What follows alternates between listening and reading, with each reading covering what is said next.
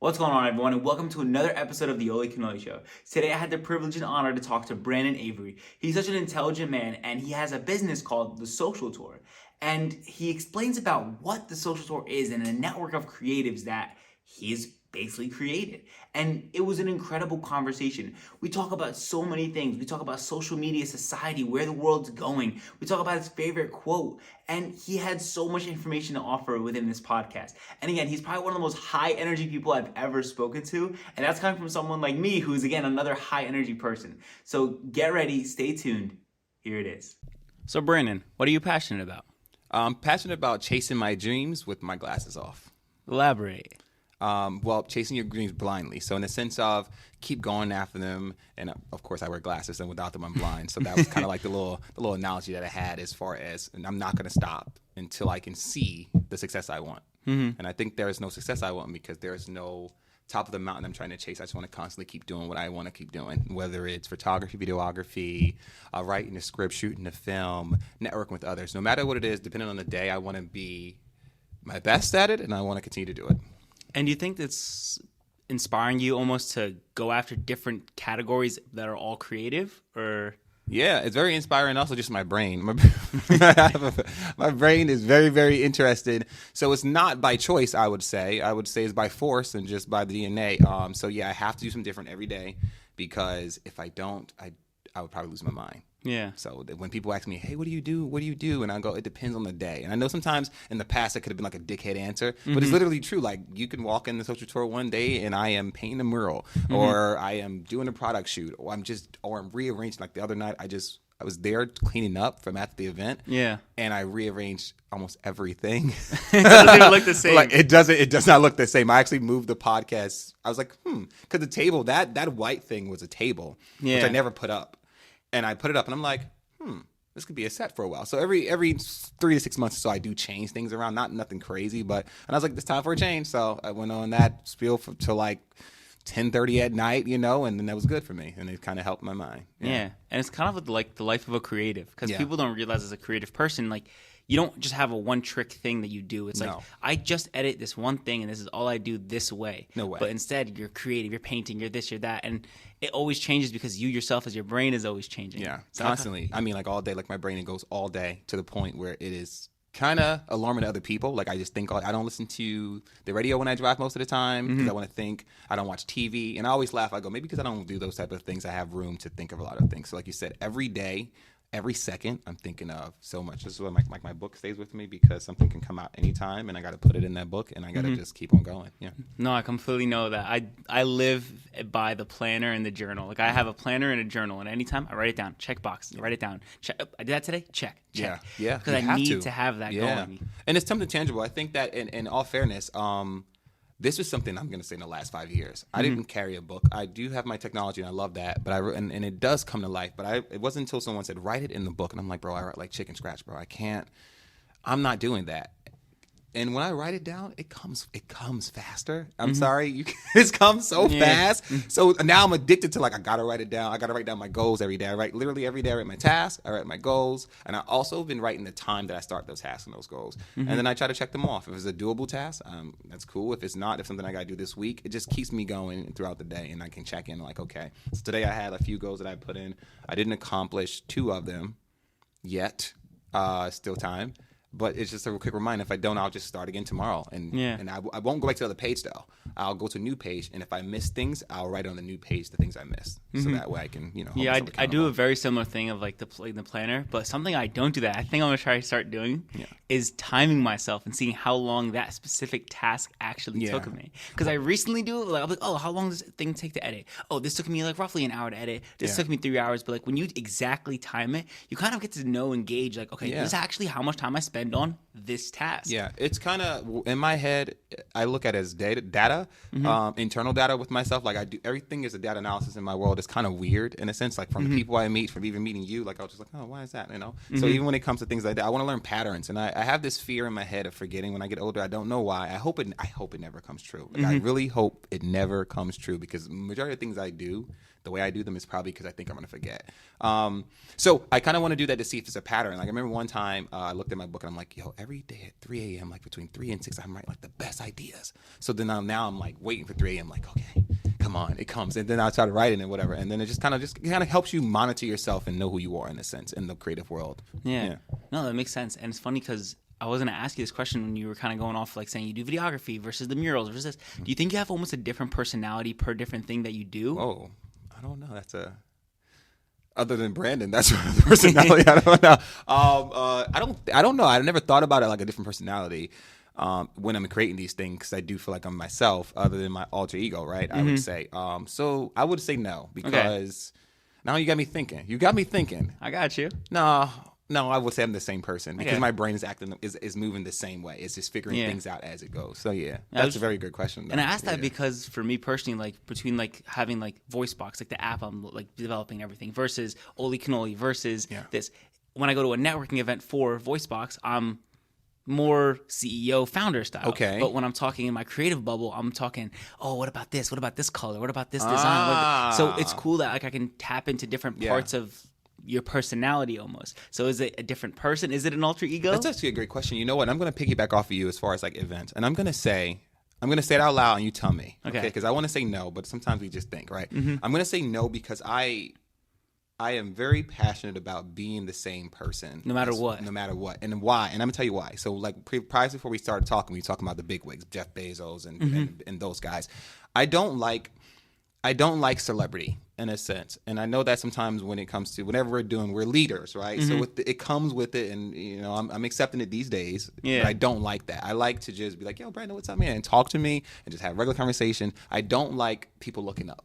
In a sense. So like if I'm at a networking event, I try my best to be to just dress regular as possible as I can because I know that most people wear suits and stuff and I wear suits all the time. Don't get me wrong, but I'll do it I got to do it like on a random day. I can't do it at a certain function I need to wear suits. Everyone has to wear a suit. I don't want want to do that. I don't want to do that. Actually, and early in my career, that was my goal is to be able to go in any room as myself and still provide the quality service. So I know that I am a big fan of you have to dress for the role you want. I am a big fan of that. But mine is kind of, I cut it in half. And the reason why is because I don't have to wear a suit to be in these places with suits. If my work is respected from the time that I put in, then I can be in any place I want. And I challenge that all the time. So in the sense of, I'm not going to say I don't think I dress like a hoodlum or anything. Right? But there are times where I'm on set with a client and I may have on shorts and a tank top. And I do those things not technically on purpose, but I do it on purpose in the sense of like, this is what I wanted to wear today. I'm not gonna go to a wedding in a tank top and shorts, but I will shoot on set at a local business in whatever I'm comfortable wearing because it's about my work ethic and I'm going to provide a great experience and you're going to see what you got. I'm not going to I'm going to put a suit on. I'm not doing that. It's uncomfortable. I'm not doing that. Yeah. It's awesome you say that too because for me personally, like I always dress for comfort. Number one thing about anything I wear is comfort. If I'm comfortable and it looks nice, I'm there. Yeah. And the most ironic thing you say about like going to different places, dress for the job you want, and all these things, when I started going to those networking events, at first I'm like, should I wear something a little nicer, like some chinos and some nicer shoes? But then as I'm at that first event, talking to people, next event I go, same type of people, I'm talking, and then building relationships. They're talking about, hey, who's getting drinks after? Who's doing this? And then they're cursing, they're swearing, they're laughing, they're giggling. I'm like, dude, this is not no finance bro wing. No, these are the creators, the founders, the entrepreneurs. And I'm talking to a guy with $70 million in sales of different businesses he's exited already, and he's the most relaxed guy there, wearing the most relaxed fit. Who do I have to prove it to? He's just chilling. I think that's the, and I'm going to choose my words wisely on this platform. In my opinion, everything I'm saying is my opinion. It's a misconception sometimes, and again, like I don't want to say don't dress for where you want to be, but sometimes it can be a facade. So in the same token, I want to be hidden in plain sight all the time, So I don't want attention more than I already get it, and if I can do that successfully anywhere, best thing ever. So I love to feel like I'm a secret shopper everywhere I go, even though I'm nobody. But in the same token, I am somebody, but I want to be nobody in the places where I am somebody. If that makes sense? Yeah, no, you get what I'm saying? Yeah. Because I think it is a different respect. In the sense, I'm going to get regular, I'm going to get treated regular. They're going to talk to me regular. They're not going to try to think they have to impress me. We're going to have a very cool conversation because again, like you said, those guys are comfortable. All right, they've made their mark. We've made our mark. Done what we had to do, and now I don't need to have a tie for you to appreciate me. Yeah. And even if you don't, even better because you now missed who I was. Yeah. So in the same token, in my world, in my head, that's kind of a save, because if I come in with like this big wig with this let's say a Maybach, right? I don't have a Maybach. With the Maybach and you see me got a suit, and I can easily finesse you. Yeah. That's another thing. That's another reason why I don't like dress the part for a lot, because I think that anyone can finesse anyone, and It's like the cap. It's cap. Literally, when you wear literally something, like seriously, like who determined that that's wealth? You know what I'm saying? Like, let's be honest. Like, even when they have those conversations about, oh, the wealthy doesn't spend their money, they dress regular. No, they dress regular, but that sweater is $500. It's just What do you mean? I saw a video of it explaining like, oh, his T-shirts are each worth $450. Yeah. They cost like, a lot of money. They're the same they're not gray, being boring treated. shirt. It's just a boring gray shirt. They have to spend the money. You got to cycle it out somewhere. So let's think about that. So then that's the thing where they say everything that glitters isn't gold, and that's another thing too. I've learned in the school of hard knocks, I guess, is that everything's not what it appears to be. You know, Yeah. I'm not easily impressed by anything. Actually, the more flashy a person is, the less likely I'm able to pay attention to them, because I just think that It's well, too what else? much. Yes. What else do you have for me? Like, what else is in that brain of yours? What can you show me? What can we talk about? Let's have a conversation for more than 10 minutes, and then we can talk about all the flashy stuff. Other than that, I don't want to talk about it. Yeah. So yeah, No, I like that, and it's cool because something I always tell people is like, oh, what's your type? You like these kind of girls? I'm like, I always tell people, like, even with guys, girls, like when I speak to people, I'm like a sapiosexual, which is like you're attracted to intelligence. Yes. And the thing is if I can't have a conversation, like you said, longer than 10 minutes good. with you, I'm out. Then it's like, what are we really we have doing nothing. here? What are we doing nothing. here? We have nothing, and I think I love that you said that, because the thing, most women only have to sell that sex in a sense, right? I'm going to be very exotic, and I'm going to be beautiful, I'm going to be a bad bitch, and that's what he wants. No, I want a conversation, and then all that other stuff. But again, if you can't even do those bare minimum, like again, 10 minutes is not a long time to talk. But the thing is, if you're going to put out that energy of I'm that bad bee, like this is what I want to do, then that's the energy of a man you're going to attract. You're not going to attract the type of man that you genuinely want that's actually going to be good for you. For example, when I look at some of the people in my life, that fathers, mothers, and different people around me that are very quality. More again, I'm Egyptian, so a lot of the people that are older than me that I've witnessed that have strong, healthy marriages, they're together for all the years that they've been together. But then I notice, and I'm thinking, wait, do they see themselves as I'm a bad bee? I do what I want. My man's opinion doesn't matter to me. Yeah, right. No, they respect one another. They listen. Yes. And listen, don't get me wrong. Yeah. These people argue. All of them argue more than anyone I've ever Everyone met. does. Yeah. But they stick through the tough times. They understand that it's a commitment to one another. When something gets hard, they don't just run, go find the next dopamine rush. Oh man, these days you just have you don't even know what you're eating. We're broken up. That's it. We're done. That's why I'm good off that type of stuff. It's like, yo, then they'll have a post on Facebook or something. Goes, I don't know what happened to the marriages. Why they don't last 60 years no more? Well, because you don't get through the thick and thin with them. You just bail. You bail, or you think you got another option on Instagram, so you go ahead and go back into the DM from the dude that texted you 6 months ago. That doesn't make any sense. So then you wonder why you're going to be alone. I think a lot of generations are going to be alone. Yeah, for sure. It's already happening. The marriages, in my opinion, is just a phase. It's just a finesse. Like we're getting married. Oh my God, let's spend a bunch of money. Let's post on Instagram how happy we are. When like, bro, you're not even home for like the last 12 days. So I don't know. None of my business. None of my opinion. But yeah, I think you're right about that. I think it's just very difficult. But I know that for sure. This generation is not gonna. I don't have hope for it. And it goes back to, like you said, that facade where like everyone forgets like social media is not real life. And it's weird because even for me, like someone who likes posting on social media in different places for my business, for my things, I understand that's where the attention is. Yes. It's an attention economy. Yes. So that's where I need to put my energy and my resources of who I am as a person. Because how am I supposed to share something of who I am? How am I supposed to share my product or market my product to no one? You have to post it. You have nowadays. to do it. Yes. That's where people are. But you all probably have a balance of reality too. So I would say the same with you, is that I use it as a tool to the point I'm disciplined, to the point I'll go in the morning, evening, afternoon. I respond and I don't, because it's funny how we live in a world where it's social media is a social media. You have to go into that world, right? And a person will, whether they have your number and they'll text you on there and then get mad you don't respond quick enough. And it's like, bro, that's a whole world. Like I got to go on that world. I have to like basically get on a bus, pay the fare. Mentally put yourself right? there. I got to go drive there. Although it's quick, but it's like seriously, like what if I had back in the day, you had to do that. So in a sense of like, it's not a real place. And the fact that people think it is, it blows my mind every day. I actually hate it. But like you said, it's something of business and you have to learn how to balance the both. And I think I mastered it pretty well as far as like, and that doesn't really matter. I got to put that product out there, do my response, go on my comment, share my post, respond to the messages and get off. You know, that's exactly what I do. So even when it comes to people that I follow and support, if I don't see it during my time there, I'm not going to look for it. I need to see it. And unfortunately, if I don't, then you missed the buck. But and if it's the other way around, I respect it as well. Yeah. You know? And it's funny you say that because I remember watching a video recently and there was someone talking about like, remember when the internet used to be a place? And I was like, what do you mean? It's like when I was in like 6th grade, there was one computer in the house. No one had internet on their phones. Nope. So what'd you do? You had to go to the computer, sit down, open it. It takes literally 3-4 minutes and only to go start on up. fucking Yahoo. Yeah, and AOL and these slow internet. Like, look at this. It's so cool. Oh my God, I'm just on the internet and that's it. But then when you got off the internet and said BRB or AFK, right, away from the keyboard, be right back, you actually were away from the keyboard. You actually were being right back, right? You couldn't just open your phone and still stay in the conversation. No, you had to. It took too long to log. Yeah, it was too much. And also it wasn't really much. And that's why, nothing for as a technology lover, I love technology a lot, but it has poisoned the humanity. It poisoned humanity as far as we don't know how to get off. We don't know how to log off. We're going to continue to, we want that dopamine rush. And again, it's all fixed. And I get it.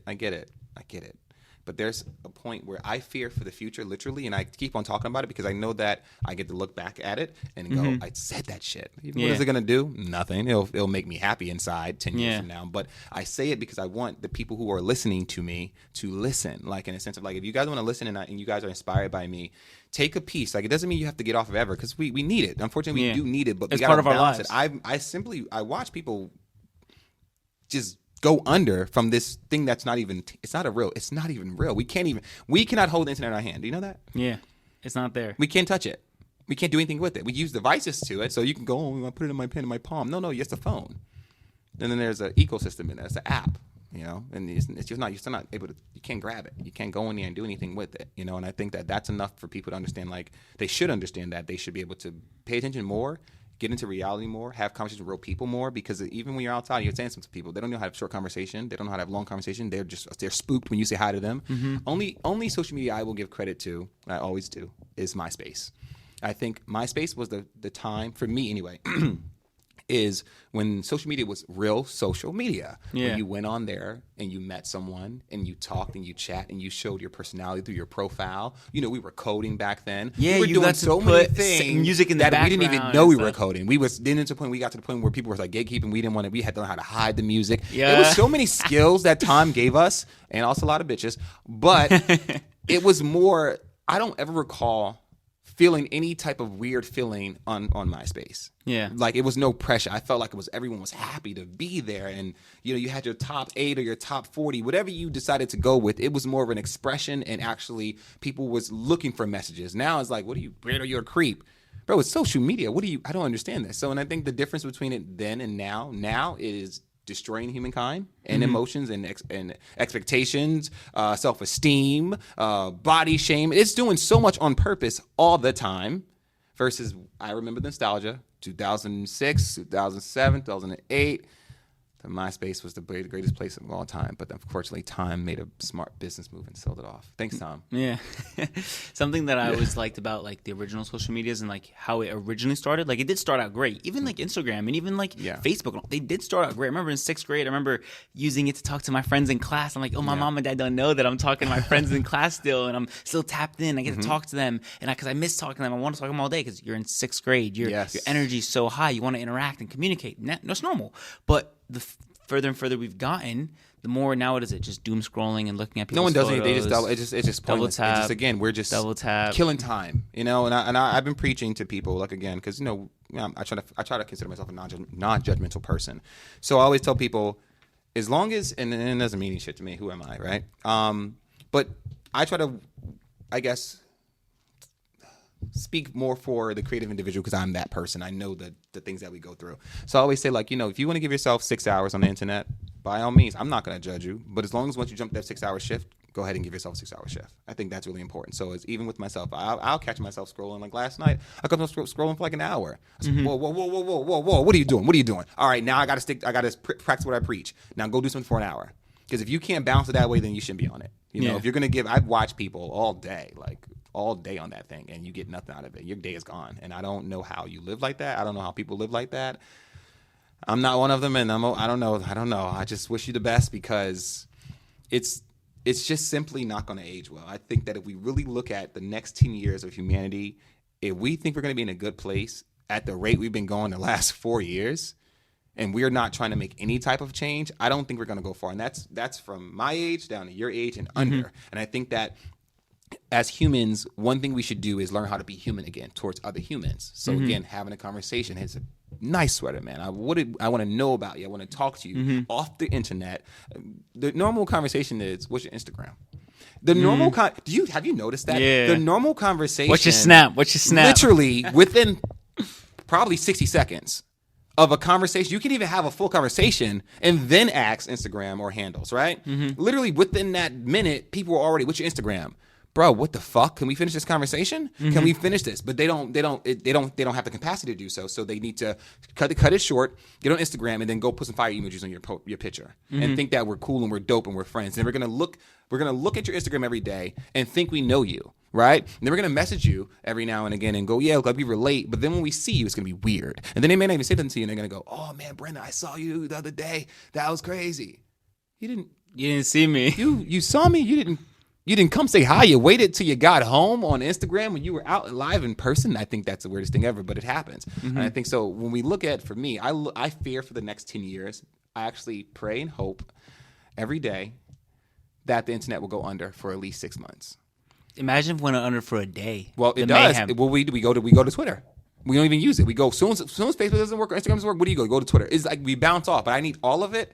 And this is for the sake of humanity. I mean, people are going to hate this. Like, oh, who the fucking hate the Kenyans? Just then kill yourself or log off or something. Yeah. Whatever. I'm just saying for humanity. And that's why I love podcasts and shit, because we can go back in time and go, didn't I tell you? I told you. Yeah. That crazy man told you. But no, seriously, on a more serious note, as humans, we need to get back to being human. I think that we lost touch with one another. We lost touch with how to be compassionate for one another. And I think that whether we feel as though that everyone's a celebrity now, we are all at the bottom, no matter what. So even when we talking about probably the people we spoke about before we started this podcast, they're in a different world than us. We can't relate. So if we're going to constantly be on the internet arguing about what they're doing and their whereabouts and how they are not saving the country or using their billions to cure hunger, that's not their job to do that. You understand? And the more we're distracted by that, the more we're going to be divided by that. And I think that we can start at this level to go, hey, man, you're my neighbor. We are the same. We are literally the same, in the same boat, whether I make $10 more more than you or $1,000 more. We're not the billionaires. And they're in a different world, and we need to bring back humanity. That's my TED Talk. No, I love it. It's cool. Yeah. It bothers me, man. Yeah. And it's a cool conversation to have, too, because a lot of the times for me as like a social person, I've learned to love being alone. I've learned to love kind of doing my own thing and being in my own world, even though I love the extroversion and being outside and smiling at someone like, hey, how are you? Nice to see you. And actually mean it. Like, how are you? Nice to see you again. Yeah. And being able to be confident enough to be like, hey, how you been? And being able to do that. And I love that. But I've noticed more and more, the longer, like more years go on, how much longer until that skill becomes so elite to have. Yeah, where many people can't do it. I'm overly excited all the time, and to the point where people think something's wrong. They're like, bro, I'm happy to be here. I am happy, and I want to spread that joy. Why do you want to go around being a fucking grunge all the time, you know? Yeah. So that's literally the effect. The effect that we have is like, it's people like, whoa, we talking to me? I'm like, yeah, man, have a great day. Like, you're holding yo, we're human, yes. Yeah. I love your hair. Like, what?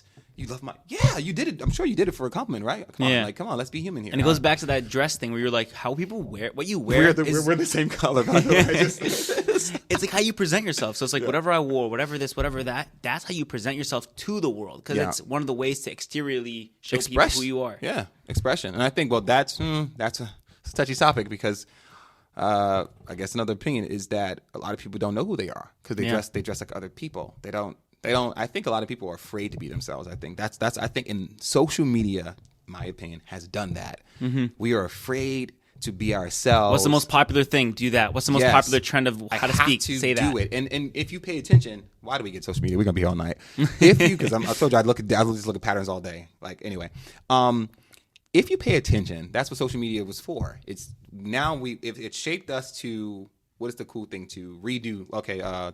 TikTok. We're now redoing like other people's video, right?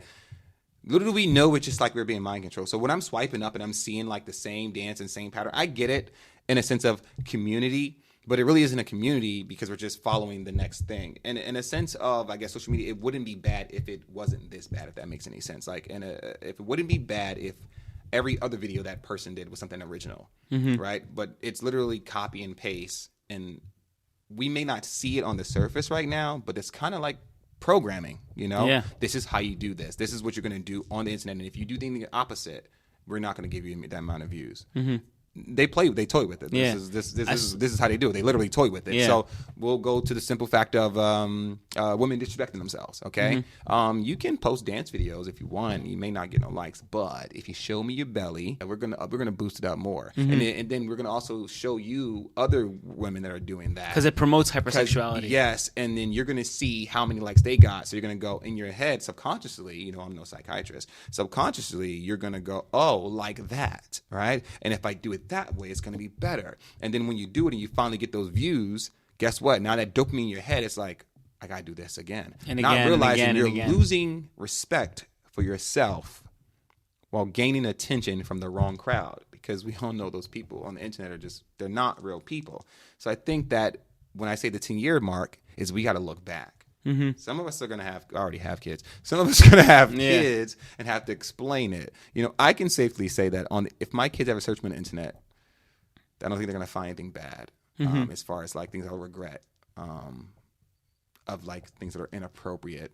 Hopefully, I don't think so. And I'm proud of that, you know, especially in the day and age that we live. We strive for attention so much. We will practically do almost anything for attention. Yeah. I guarantee you I can go anywhere today and probably as low as even $20. I would love to say 50 or $100, but I probably can get anyone do anything for $20. As long as I have a camera and a microphone, I guarantee you I can have a woman or a man degrade themselves or do anything that is out of the ordinary for that amount of money, because even though it's 20 little measly dollars, they see a camera and a microphone, so they might think that I'm famous and they might go viral. And because that we have been programmed that way and don't even know it subconsciously, that's to me is worse. It's worse. So that's why I fear for that 10 years, and I just want us to get it together. So in a nutshell, with my little rant, I really just want the best for the humanity, because I am on the bottom with us, and I think that we don't see that what's happening. And I don't want to sound like a conspiracy theorist or anything, because I'm not. But I just really I want us to focus on like us, like boom, get it. You know, The thing that's tangible, and just a couple points I want to mention is the first part is when you talk about something and everyone being, again, one-to-one, right? It's not about how much money or not money you have or status or no status, but regardless of status, regardless of all that, we're all one. We're all one. Yeah. One number. I don't know why. Right? Why haven't we gotten that? Like, I've heard this since I was a kid. Like, I've literally heard that since I was a kid, but I've never seen it. And it's kind of crazy. Like, we're one race, human race. We all bleed the same. And as I've grown over these 32 years of my life, I haven't seen it. Because then we get faced with a lot of things that goes, actions speak louder than words. We have all these cool little lingos and that you see in fifth grade and middle schools on the side. And then you start to believe, like, okay, yeah, actions do speak louder than words. But then you get older and you're like, wait, all right, so if actions speak louder than words, all right. I've heard we're all one race. We all bleed the same. But yet every day, every race, every person is treated differently within and without of their race. Within different cultures. Within different cultures. Yep. We all pray to the same God, universe, Jehovah, whatever the case may be, the same, but we're divided. Because I'm confused. If there's one or is there many variations? If there's many variations, cool. But then they all kind of have like the same language, different ways.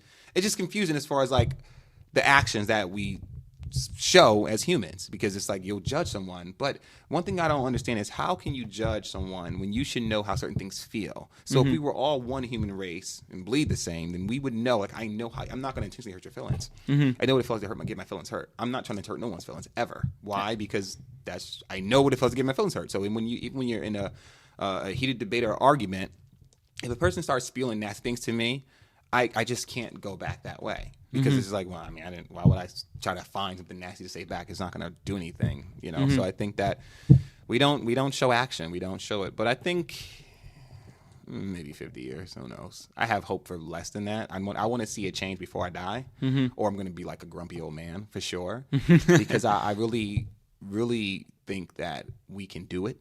We just are so wrapped into whatever we've been wrapped into, as far as like, hey, that's not important. It's about you have a Bentley and he has a Honda. You're better. You see what they did, literally. Like they did it literally when the Bentley has more problems than the Honda. Like, do we know this, guys? Like, do we know this? For all the people that are listening that are flexers, I know you got some flexers in your audience, right? Right? Here's a fun part, right? Did you know? And it's a fact in my head. Did you know these expensive cars have the most problems. Did you know that? You didn't know that? Like, did you know? I knew like Maseratis are like basically like Maserati's a rich man poor car. like crazy. Like I'm a car guy. I don't even want to talk about that. Please, Maseratis are trash. They sound good, but they're just a poor man's rich car. It doesn't even blah. But a lot of the luxury cars I'm talking about, like we're not gonna do Land Rover. That's already got a history of its own.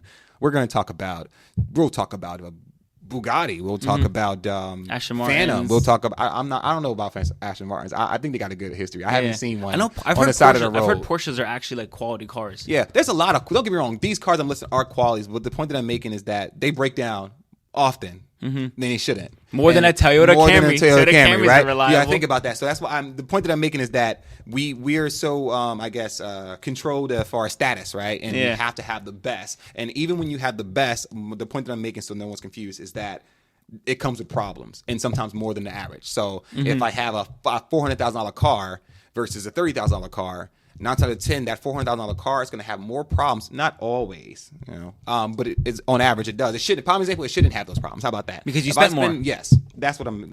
Yeah. If you spend $400,000 on a car, I shouldn't have no problems at all. I should not be left on the side of the road and I can't get in my car and I got to call their company, not even AAA, because the car probably needs a certain special type of lift or something to get you off the road and inconvenience. But as long as you have that $400,000 car, you mean something.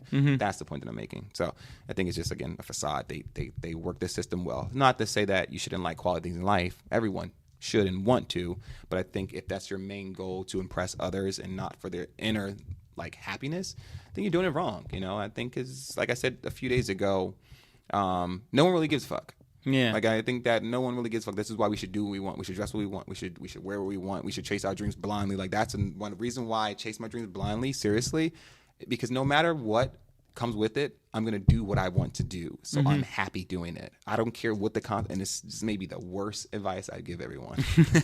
I don't care the consequences as long as I'm chasing my dreams. As long as I'm doing something I love, I don't care the consequences. I don't.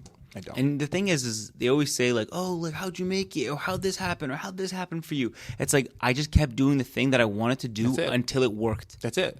I'm just playing my role. And it's so funny. Oh, wow, that you say that. Because in my world, I think we're in a Truman Show. If you've been following me for the last year and a half, I'm convinced. I'm convinced I come across NPCs. Like I wrote today on my on that little note thing. I said, if I told you this shit, you guys wouldn't believe me. Because like literally random, the shit that be happening in my life is like, there's no way we're like, this is bullshit. And I'm not again, no conspiracy theorist and none of that stuff. I'm just a realistic person that just calls shit out because I'm like, it makes sense to me, but in a sense of like we're in this, it's not a real place, so that's what we can really. Prime example when we're talking about, I guess things we learn when we're younger. You can be what you want to be. Literally, that is true. Like when you really think about it, you can literally be what you want to be, especially when you take away the thought of others. And I say that in the most inspirational way ever, because I think a lot of creatives hold themselves back based off of what in my opinion, their peers think of them, not what the world thinks of them. I think even when you come to social media, I think we post and we are hesitant to some posts because I know that you're following me and I know you. And I think that's what stopped people versus ignoring that and realizing and telling your brain, hey, no one really gives a fuck,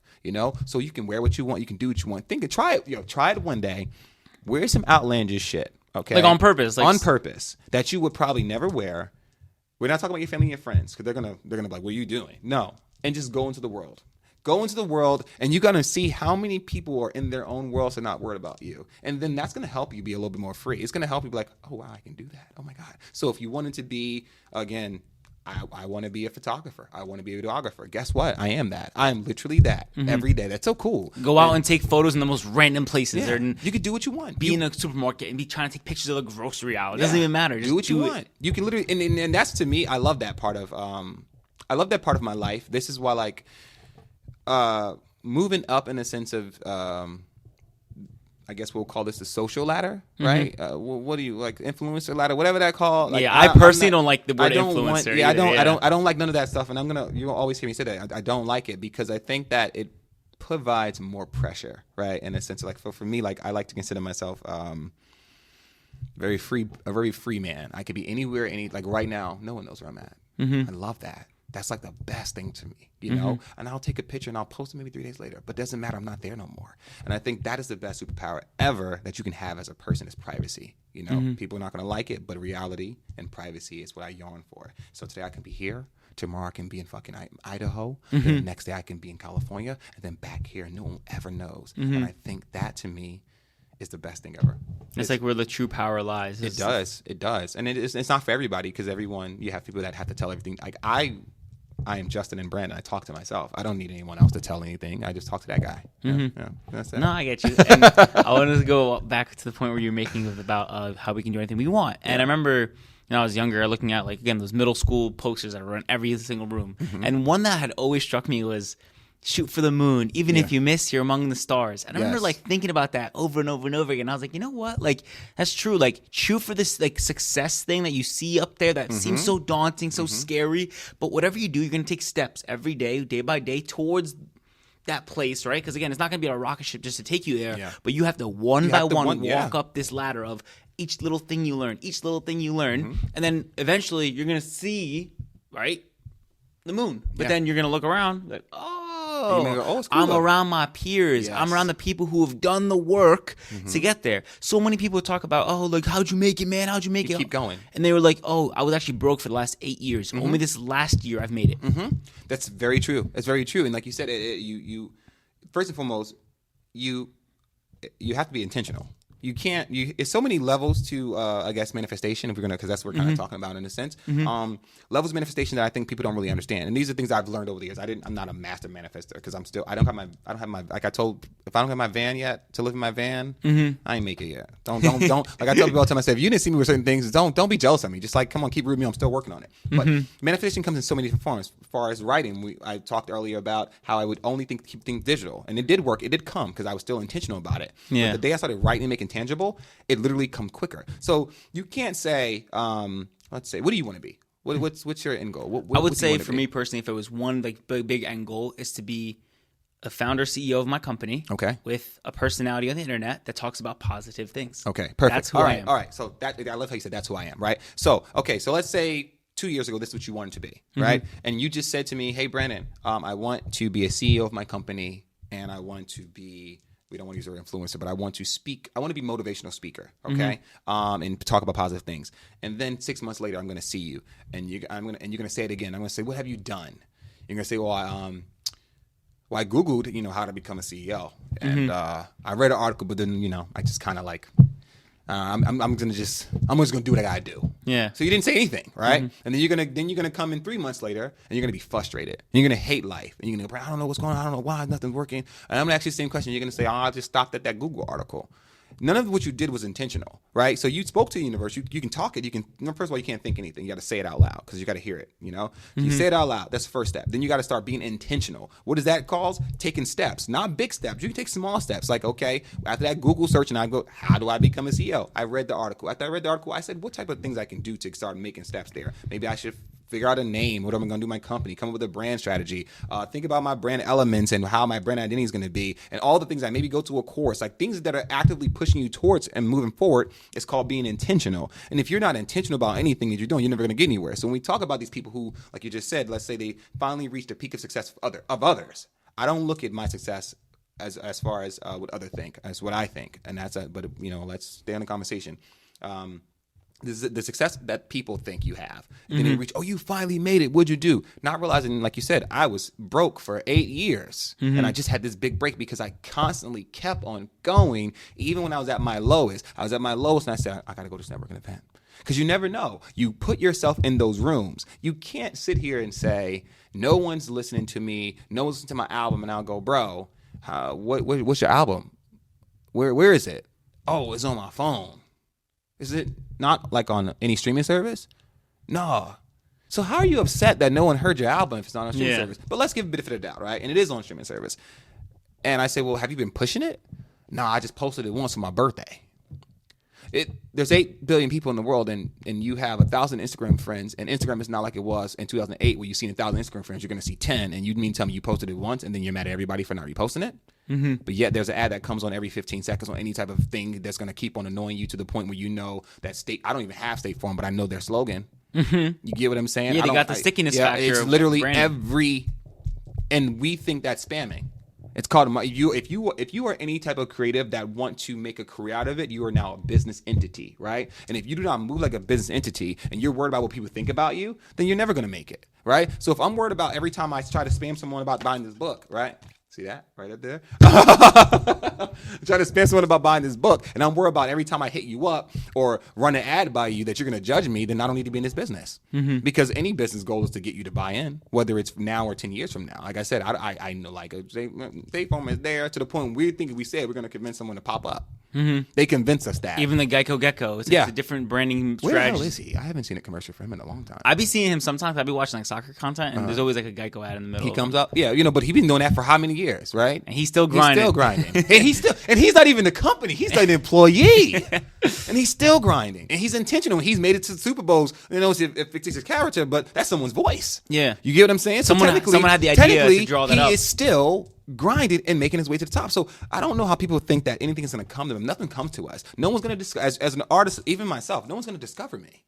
No one's going to come down an alley in Easton, Pennsylvania and go, hey, there's a star in that building. I'm going to go in. I'm going to give him $100 million and tell him he's great and I know nothing about him. You get me? Yeah. I can't go. You literally have to be in those rooms and kick down. I know it sounds cliche, but as an adult now, I've learned that those things we saw in this, that I'm not gonna lie, I called them bullshit when I was a kid. Like shoot for the stars, and I didn't care about none of that stuff because it just was like in my brain it was like just setting us up for failure. But as I look back, I'm like these cliche moments are so real. Like you really have to be intentional and go into those rooms and tell people you are. And this is why, full circle, sorry, but this is why social media is bad. Because it's taking things from us, in my opinion. It's taking us the art of go, hey man, my name is Brandon Avery. I'm a photographer, and I would love to take your photo, and these are my rates. We don't know how to do that, so how can you make it sell? Back before the internet, what do you have to do? Knock door to door. Knock door to door. Every day, knock door to door to sell fucking milk. Yeah. You get me? If that milkman didn't bring the milk to their house, do you think he would have made his money? No. He had to bring it on a horse, I guess, right? Like he had to do that. Like that's he got a cart that he's pulling and parking, you understand? Yeah. And I think that we lose the fact because, in my opinion, we're all too much of a celebrity that we don't know how to do the small stuff. Everybody's Hollywood. You got to know. If you don't know who I am. No, I don't. I don't know who you are, sir or madam. Please tell me. Don't take the chip off your shoulder and let's relate to on a human level and let's talk about it, So I think that until people understand that analogy, especially creatives, and this is why I consider myself the leader of the creatives, I'm going to give myself this title because I really want the best for all of us. And I think that because I know we go through similarities and maybe I'm just stronger at this particular point in my life. And that's why I tell people I'm not better than you. I'm just a couple of levels ahead of you probably. You know what I'm saying? On this video game, I just may be on level 10. And my goal is to let you know what happened from level 10 down to level 7 that you're on. So that way, hopefully, you can take that inspiration and go, oh, wow, that's kind of cool. I get it. Okay. All right. So first thing I'm going to do is not worry about people, what they think about me on the internet. I'm going to post. Because I know that a lot of us have thoughts in our head and we want to do it so bad. But that fear of being judged by people that don't even exist it keeps you stagnant. So, yeah. No, I love that. And it's cool because even when you talk about like manifestation and stuff, and even in like being Muslim, in Islam, we have something called dua. And dua, literally, dua. Yeah. And it literally translates to manifestation. But again, you're asking the universe, God, Allah, to help you with it, right, and guide you through the things and stuff. But something I always asked my mom when I was younger, I was like, Mama, like, what about like when you ask God for things, like it didn't come yet, but then she'd tell me, what'd you do for it? And when she started telling me, she's like, when you ask God to help you with something, it's almost disrespectful to ask God for something and sit and do nothing. It's like if you put in the work and you're asking God to help you, watch how far you go. Yeah. And once I understood that, I realized like in life, like things like it happened to me, where like you said, like movie stuff, right? I remember thinking like, yo, I need to get a pot for a plant over the summer. I need to get this pot for a plant, and I need to do it. I kept thinking about it constantly. It was just a thought in my head that I was constantly thinking about that I needed to do. I said it out loud to my friend. I said, yo, I need to get this pot, blah, blah, blah. That's something I need to do recently. A week later goes by. I'm driving with him. We're going to the gym, right? As I'm driving, I swear to God, right in front of like, I'm driving by like a police station. I look to my right. It's the exact pot I had envisioned in my head that I needed to buy. And it's just by itself sitting there on the side of the road, enough where someone could hit it. So I just park, pick it up, and put it in my car. And I'm thinking, like, A, is this stealing? Way. B, is this, like, mine or not? But when you just feel like that's yours. That's my pot. Like, I'm like, that's the pot I needed to have. Exact example of being intentional and why it's important. And nothing for nothing, it took me a long time to get that as well. Because I would ask for things and then get frustrated. It didn't work. Why are they telling me to like do these things? It's not fucking working. Fuck this. I don't care. Right?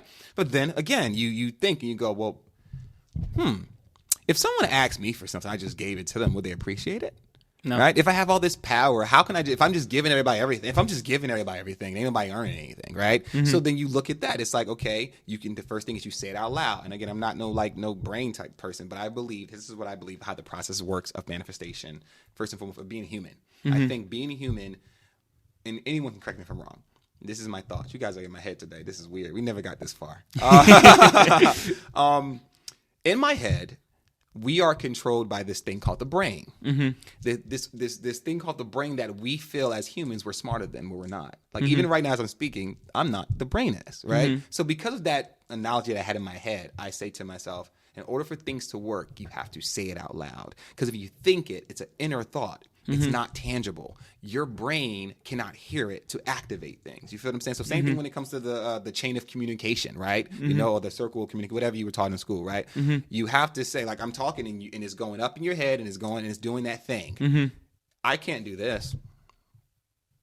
No, we're just sitting in silence. But I'm talking to you, but you can't hear me, right? Yeah. So in a nutshell, I say that you have to say it out loud. Okay, I want a pot.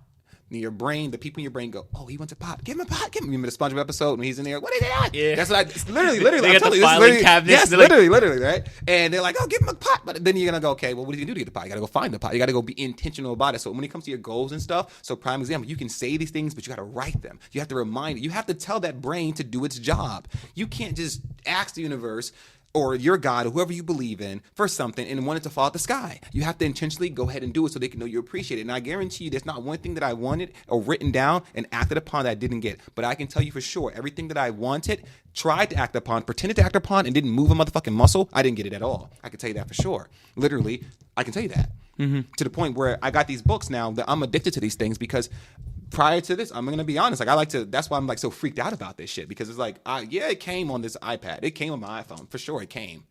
But when I write it down, it comes quicker. Like to the point I'm talking about, like I really believe this is like we're in a simulation, because I'm like, why is it like now this is scary? You ever think about this where like nowadays, because everyone uses like the phone, right? And we typing on laptops, typing on our phones.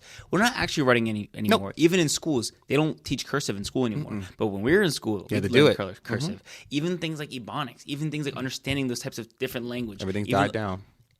And get this, in Florida right now, reading is an elective. It's not a core curriculum class.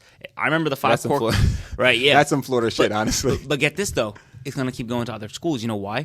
Kids can't read anymore. Kids can't write or read. And now I remember taking reading, English, science, math, history. Right? But They then can't comprehend anymore either. Let me ask you a question. Okay, you finish your point first. No, ask me that question. Okay.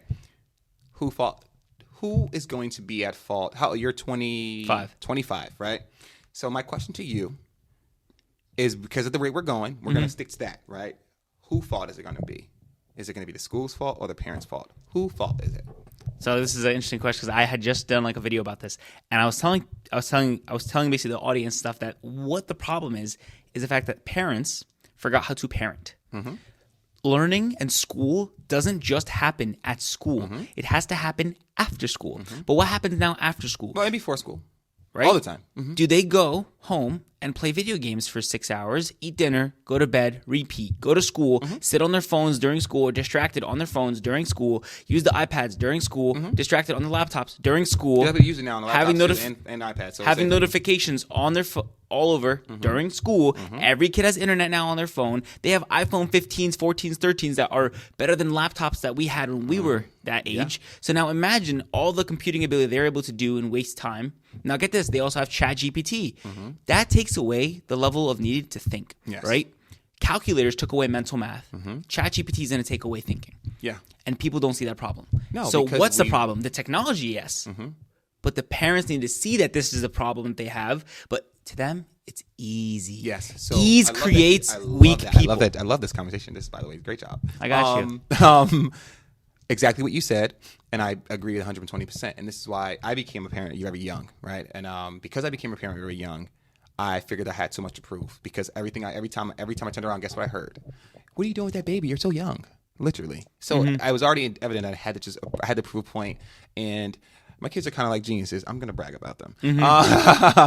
I remember vividly when my oldest was young. People would like, because I always knew you cannot expect that school to teach your kid anything. No, you can't. I'm gonna be honest with you. I don't expect any school to teach my kid anything at all. Not one thing. Yes, Whether it be private, public, borders, charter. I don't nothing. expect them. I would like for them to, but I also know that teachers are underpaid and overworked. I also know that they're humans. I also know that I can't control other people's kids and how their manners are. If they're giving the teacher a hard time, you got to think about it. So many. First and foremost, There's factors that go on. Yeah. First and foremost, I always wondered when I was younger. No funny shit.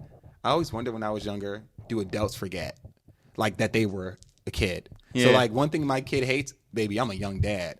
I'm not. You can't get over on me. I've been there. I've done worse. I've been on these streets so, like, too. You able to talk about okie doke me, you know? But I always wonder if they forget. And the reason why I ask because I'm like, what the fuck is going on? Like, you not understand? Like, you were in school, you done the things, and of course your kid's gonna make mistakes. But you understand you can't control all these elements in school. So for me, it was very important that my kids did things that taught them. Number one, I love technology. When I say I love technology, oh, I got hella tech. And that can be easy, like we just said, having that kid on that tech all day. So early on, my kid was making choices of when she only can use her iPad three times a week. So you choose. You can use it straight Monday through Wednesday. You better break it up. So early on, at fucking 1 year old, I'm giving her choices and letting her make these choices because she needs to understand that. And another thing that I had, if it's not teaching you, you cannot use it. Now, these days at 13, it backfires because she'll go, oh, well, it's teaching me this. And I'll go, all right, touche. Even though I don't like it. You're playing right? the game. Yeah, you're playing the game, you know? But I don't ever expect any school to teach my kid the entire time because, again, nowadays, there are like 25 to 29 kids in class. How can anyone how can a kid take all that in? You know what I'm saying? So I'm very on my children about the education. It's very important to me because I understand it is very easy to be distracted by, again, iPhone 15s, iPads in schools, headphones, so many things, technology. Even now and again, the schools are not even on paper too much. They're right on the iPad to the point where it's like you said, they don't teach them cursive no more. We had to teach my kids. We do that stuff at home. So there's no school that I'm going to give 100% credit for ever. I promise you I won't because I teach my kid on the daily. We teach them from day one. And I think that as parents, we have a great dynamic because we both have the same type of morals when it comes to our children, so we're on the same page when it comes to certain things. It's like education is going to be great. You're going to learn. Yeah, I love technology. My kids have hella technology as well, but guess what? It's monitored. It's not, and that's why I tell her because I'm a young parent. Cause she gets mad a lot because again, she has friends that are her age that are 14 and 13, and they're doing things that they shouldn't be doing. So when I'm being unfair, she's like, "But," and I'll go, "But I'm not fucking old." All right, and that's just that. I don't care what anyone can argue with me is because the parents are older and they are tuned out. Like I'm learning, I'm getting old because there's like a different language. There's like another app that these kids are using. So I gotta be on with it. But this is the thing of like it's easier. They don't want to hear the kid yet. They don't want to spend time with the kid. They don't want to actually talk to their fucking kids. Mm-hmm. Do you understand how? Again, back to 10 years. I'm sorry because I'm really afraid. I'm so afraid for 10 years from now. I'm so afraid. Because even in the fact of not even social media, because parents are still wrapping social media all day too. They're zoned out. So you can't even blame the kids. They're zoned out to the point where they're just getting it like back. They got 50, 55-year-olds, live your life great, but they don't even know how to have a full conversation with their kids, you know? My kids get it honestly for me. They just talk too much. It's like But they also are a resemblance of who you are. I love it. Oh my God, I love it. It's just it's a lot. I don't know if you. It's a lot, but it's like I always look back at the end of the day and I go, I think I'm doing an okay job because parents is really hard. It's a lot that you got to keep a human. You have to keep a human alive. That's I don't know about you. I don't know if you understand that. That's a lot. Like people think he's all glistening now. You got to keep a whole human. Like oh shit, I got to feed that kid. And so but I think. Full circle as far as what we were talking about. I don't put it all in the school. I do think it's a parent's job. Like you said, you should be teaching after. I think you should be teaching before. You should teach a manager because it's also a reflection of you. So I always teach my daughter too, like, I'm going to believe you out of anybody. Making like an asshole is going to be a problem, okay? Because I'm here, I'm riding for you, and I trust you. I'm going to show you that I have 100% trust into you until you tell me not to trust you. So if you know how that little, the teacher said this, if I ever in those situations, I'm going to believe you first. So it'll make me look stupid. And I want to give my kids that security because another thing I've learned, a lot of parents don't have their kids back. Like I don't know. It's a lot of I can go into that really really in depth, but I think that it wouldn't be. It's not needed. Mm-hmm. It's not needed. But yes, I do. I think I'm glad that you mentioned that because that's how I feel as well. It's just not. It's not one way. It's both, and we got to get a grip because they don't know how to read. You know what I mean? Again, my kid has to read. You have to read. I've seen too much of human destruction that I don't like. Even in myself, I'll look at things like, damn, why did I want to do that when I was younger? Like I you know, so that's why as a parent, it's like, oh no, I got to make sure of this. Like, yeah, like you said, there are people my age that don't know how to read. They're reading on a first grade level or second grade level. The average reading level of America is 5th grade level. It's crazy. And what's I want to know what the average comprehension, because when I tell you to the point where I talk a lot, I stop texting. I'm sending voice notes now these days because I'll get a response. And I'm like, did he understand what I said? And I'll go read it again. I'm like, maybe I said something different. Like maybe I said something wrong. I like to feel I'm a very good communicator. I try my best, to be honest. But sometimes I get a response and I'm like, yeah, I'm gonna send a voice note from now on because I don't need to play this decode game. And then if you tell someone that they comprehend, they feel like they're insulted, but clearly you didn't. And they don't know how to read. Like I was just finishing reading a book and it talked about it and it showed like a graph of basically students and kids and how important it was for kids during the summer break to be doing something. And obviously broke it down in socioeconomic standards, right? So it took poor, middle class, and rich kids. The poor kids got -2 score worse when they came into the next year. The middle group was like +2 or like +1. The rich kids got better 50 points from 4th grade to 5th grade. Because they had, but unfortunately, and I'm going to play devil advocate because I am a poor kid. And this is no excuse, but you have to understand, I'm going to choose my words wisely, the depths we have on the soil of America, right? So in reality, it's not the kid's fault. Oh, it never is. It's unfortunate, and I think I'm actually, this is great because I don't get to talk like this. The scores are accurate, and they're going to be accurate because you got to understand the average kid in the urban area has nothing to do. The average kid in the urban area, parents are at work a lot. Because they have to pay the bills. They're not reading to them. They're not putting them in nerd camps. And I'm not giving them excuses, but they can't. You understand? Like, and this is the thing that America, this is why I say we as humans, we got to take away the classes. And the classes is keeping us divided, whether we want to admit it or not. Like, again, if I get in a Benz, I feel different. You get what I'm saying? If I get in a Honda, I feel different. Not because I want to. It's because I was bought that way. You get me? And that's unfortunate. It sucks because it's just a car and it drives. I'm glad as I got older, I got mature and I started downgrading things I just don't need. Because I'm not gonna lie, like I always get things that I love for me, not to flash. And you'll never see me flashing off anything. Because I like I'm not a flashy person. I take my privacy, but in a simple fact, and I can stay on topic, is that type of stuff, like those type of statistics frustrate me because the majority of the world that listening to that, they'll go, yeah, that's ridiculous. No. It's because they really can't, okay? So if a person has to have 2 or 3 jobs, right? Single mom or even single dad, okay? You have to have 2 or 3 jobs and you cannot make ends meet or you're going check to check or whatever unfairness life has put in your way. And we're not talking about people that are just being lazy. We're talking about the workers, okay? Your kid, whether your kid is 9, sometimes 9, 13, 15, they're by themselves a lot. If you've been in a situation for a very long time, most people are hopeless, okay? Hear me out. Most people are hopeless, so they don't have hope to go, I want my kid to learn how to read, and I can spend that little bit of time to do it because it's more of a survival tactic, right? So during those summer months, do you know how many children go without food and shit? Like, you know how many kids, they're too busy trying to survive versus trying to read a fucking book. And then you got to realize they don't have their parents around, whatever the case may be. All those things come into play, and I'm not giving no excuses. I'm just telling you what I know, and it's so unfortunate that we will, as America, we will look at that chart, and we will make a determination and talk down versus trying to understand the situation. When as middle class, okay, they're making enough money, okay, whether it's in their probably man and woman in the household, whatever the case may be, and they can do it quietly, they can do it efficiently, whether dad is at home or mom drops them off, when the case may be. There's funding that they have to send into these clubs, these camps, and things of that nature. That doesn't exist. And then when you go to the rich and elite, I don't even want to go there. We're not even gonna. That's just another world. I'll stick to the middle class because that's another world that has different opportunities, and most of those opportunities are set up for success. And we know that already because we already talk about that type of stuff. We see it every day. So in the sense of fact of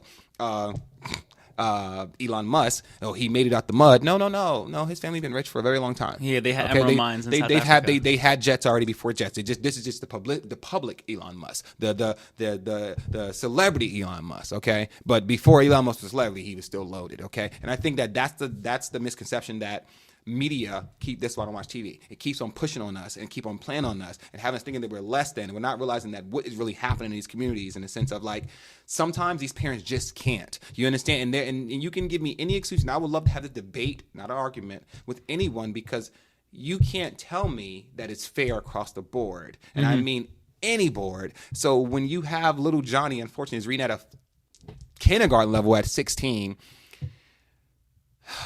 It can be a various amount of things. It can be poor teaching in the school. It can be parents don't have energy. It's a lot that happens that, I mean, you gotta be grateful for the ones that made it out. You got to be grateful for the ones that parents that still work 3 jobs and still come home and try to put that time in. But you got to understand the human mindset is different when you are constantly, taking 2 steps forward and 3 steps back for 10, 20, 30 years, and you're trying to get a good break, and then you got to have a kid, and then things are unfair that you have to work because rent keeps going up, but nothing's changing in this environment. No wages changing in the environment. And then they say you get a degree, and you get a degree, and you still can't find a job because you're probably brown, whatever the case may be, and they're not meeting that quota. And there's a lot of things that exist that, in my opinion, the average person don't pay attention because we're too busy watching music videos, we're too busy watching reality TV, we're too busy watching all the things that they want us to watch to keep us distracted versus going, well, that's because of this. So on my spare time, because I don't do those type of things, I collect this data, like I said in the beginning, and it frustrates me because it's like, well, how can I then get this out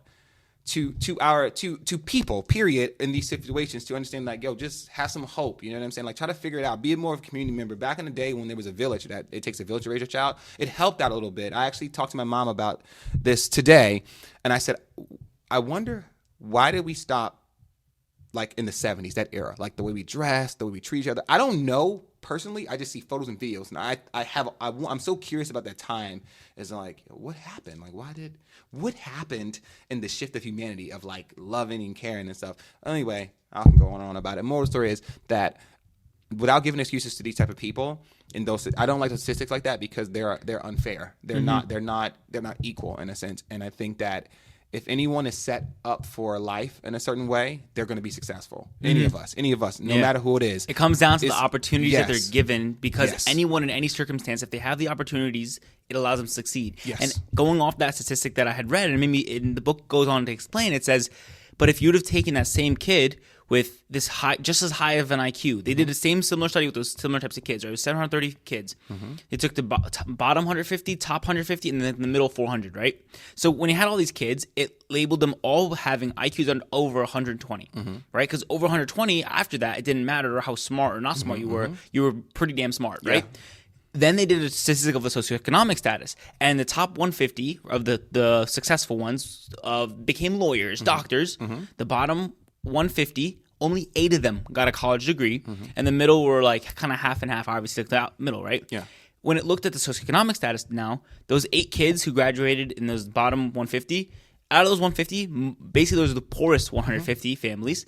The top 150 were some of the richest 150, right? And the middle was like the middle class. So it goes to show, even with the similar IQs, their circumstances is what made them successful. Because it's like we talked about, it's not about the intelligence, okay? It's about the path to success. Whether we want to admit it or not, all right? And this is my first time talking about this live. It's crazy. I have these conversations off air all the time because it frustrates me. The path to success is already planted, okay? If I have a Fortune 500 company and we're doing pretty well, everything under me is going to be successful. Everything. Even if my kid gets on heroin and has an addiction for 3 years, we have the funds, the means, and the resources to send them away, not to a rehab, to a rehabilitation center. Okay? For $500,000 or something. Yeah. And they're going to be away and they're going to get cured. And they're going to just be on vacation. They're going to come back and they're going to still be successful and they're going to still work for my company. I'm going to pass it down. And I'm going to use all of my connections and resources to get my kid where they need to be. I'm going to use all of my resources and connections to do that type of stuff. So you can't then compare those 3 things to then someone who is smart. Because a lot of people in these communities are very smart. But in my opinion, they're hopeless. They have no hope because of the survival that they have to face every single day based off of what America has done in the sense of dividing the human population into tiers. And it works efficiently, not only with homes, not only with wages, not only with cars, not only with clothes. They do it over and over, even to the point of fucking glasses, bro. You understand what I'm saying? If you the yellow tag, blue tag, and red tag glasses. Like it's so crazy that we don't see it enough, and then we would get to a point, well, I worked hard. Did you really work hard when your school budget was $1 million a year? And you have every everything you need in high school, whether it's a trade or get into radio. Now you got podcasts in high schools and stuff in these big high schools. You're setting them up to success. Whether there's college courses that you can do that you're going to be doing, opportunities when in the sense of like, I'm talking about high schools now. We ain't talking about college. I'm talking about high school, sending them away for months and stuff because they can afford to do that. So you're providing opportunity and inspiration. When as you're in I'm going to call it the urban environment where it's, again, I may have not ate last night. My mom was at work for 3 days, okay? Because she has to get something from me, you know? I don't have a father figure or I don't have a mother figure or vice versa, right? Or I have both and they're verbally abusive because they didn't know what to do. Whatever the case may be that's placed on that person, then you have to then get up and go into the world, into school, right? Where you're going to be judged the most. Come on, America fucking sucks. The school system sucks. Seriously. We have this little no bullying thing, but that's all. It's ridiculous. Then you have to go to school, and if you don't have certain attire, right, you're going to get made fun of. It's going to lower your self-esteem. I remember getting made fun of in 6th grade for shoes, Skechers shoes. And I remember I'd come home to my dad. I'm like, Dad, like, I can't wear these. I can't wear these. When they're all shoes. They're all made like, it's like, you know? And I think that, so all those obstacles, and again, I'm not making no excuses because a lot of us make it out, okay? But I do know what goes on, and I know that it's bigger than what people make it seem. And I think that we need to have a little bit more empathy for the other human that we're looking down upon. Instead of looking down upon them, maybe you know what? How about this? If you're rich or middle class and you think you're disagreeing with me, go help somebody.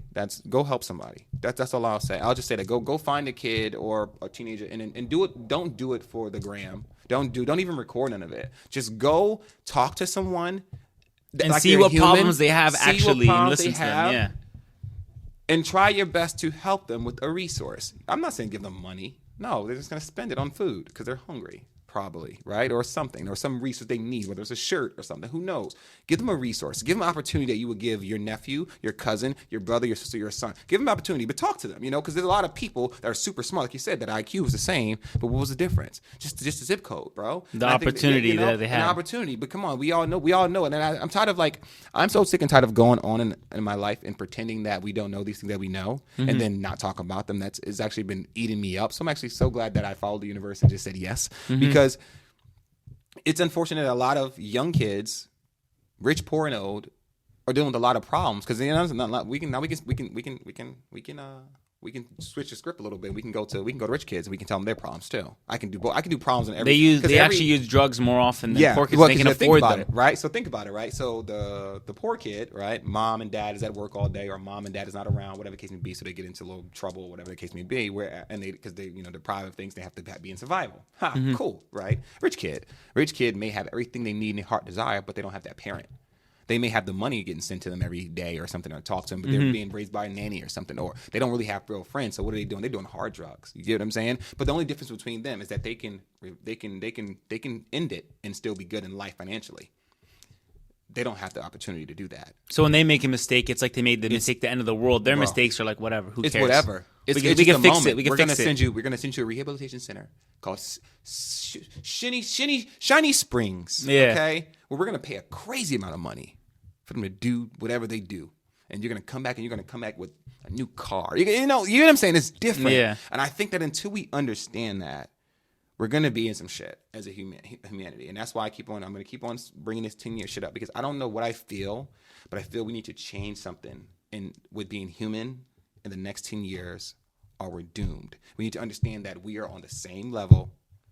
They are not in our world. I'm talking about rich people. We're not talking, if you make under $1 million, you're poor, in my opinion.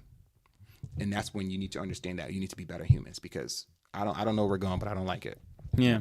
No, and it's cool because even nowadays, too, when it comes down to when you look at, again, like those statistics, the kids, the people, all the drugs, the mental health crisis, how social media is affecting kids, and how 50% of kids now don't feel beautiful anymore because of social media.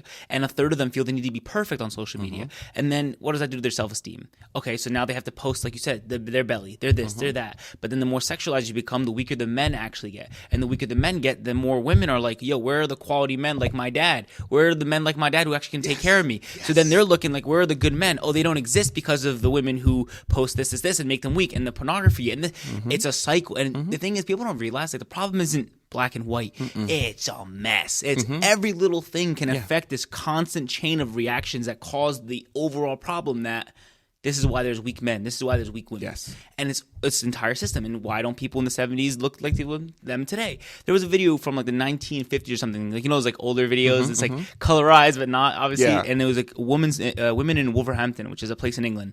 And they're all white women, right? And they were like looking at like the storefront, and it had like this dress or this skirt or something, and like they were looking at it and they were like appalled at this dress, and they were like, oh, the ladies here would never wear that, maybe the girls down in London would wear that, and they're like talking like, oh, they're looking at it, and it was like, now you know what's funny, What was the gown? bro, it was like a skirt like covering like maybe a little above the knee or something, or leggings or something. It wasn't even something crazy, like it was But to to them, us, but to it them wasn't it even was. crazy, because in our society we think of Yeah. it as normal, right, where you can wear skin tight leggings where it looks like you're I naked, can see basically. everything. You basically And this is the part I don't get. You understand? And to the point, it's honestly making guys, whether you got the guys that enjoy it, but it's making real guys uncomfortable, because it's like, then you would go on internet and go on some Twitter and go, I can't find a man to save my life. Well, I can tell you why you can't find a man to save your life, because you are sitting here giving every man that's not your man everything they can see. Unfortunately, women don't understand that we have the power to X-ray. It's weird. Don't want to explain it. You know. So therefore, you don't need to show us anything. All right. But when you're showing us, we already seen it. So what do we have to work for? We don't have to. We can just use our imagination and go fuck home and be safe. So I think that, and whether you know it or not, ladies, and I'm gonna just, don't get upset with me, please.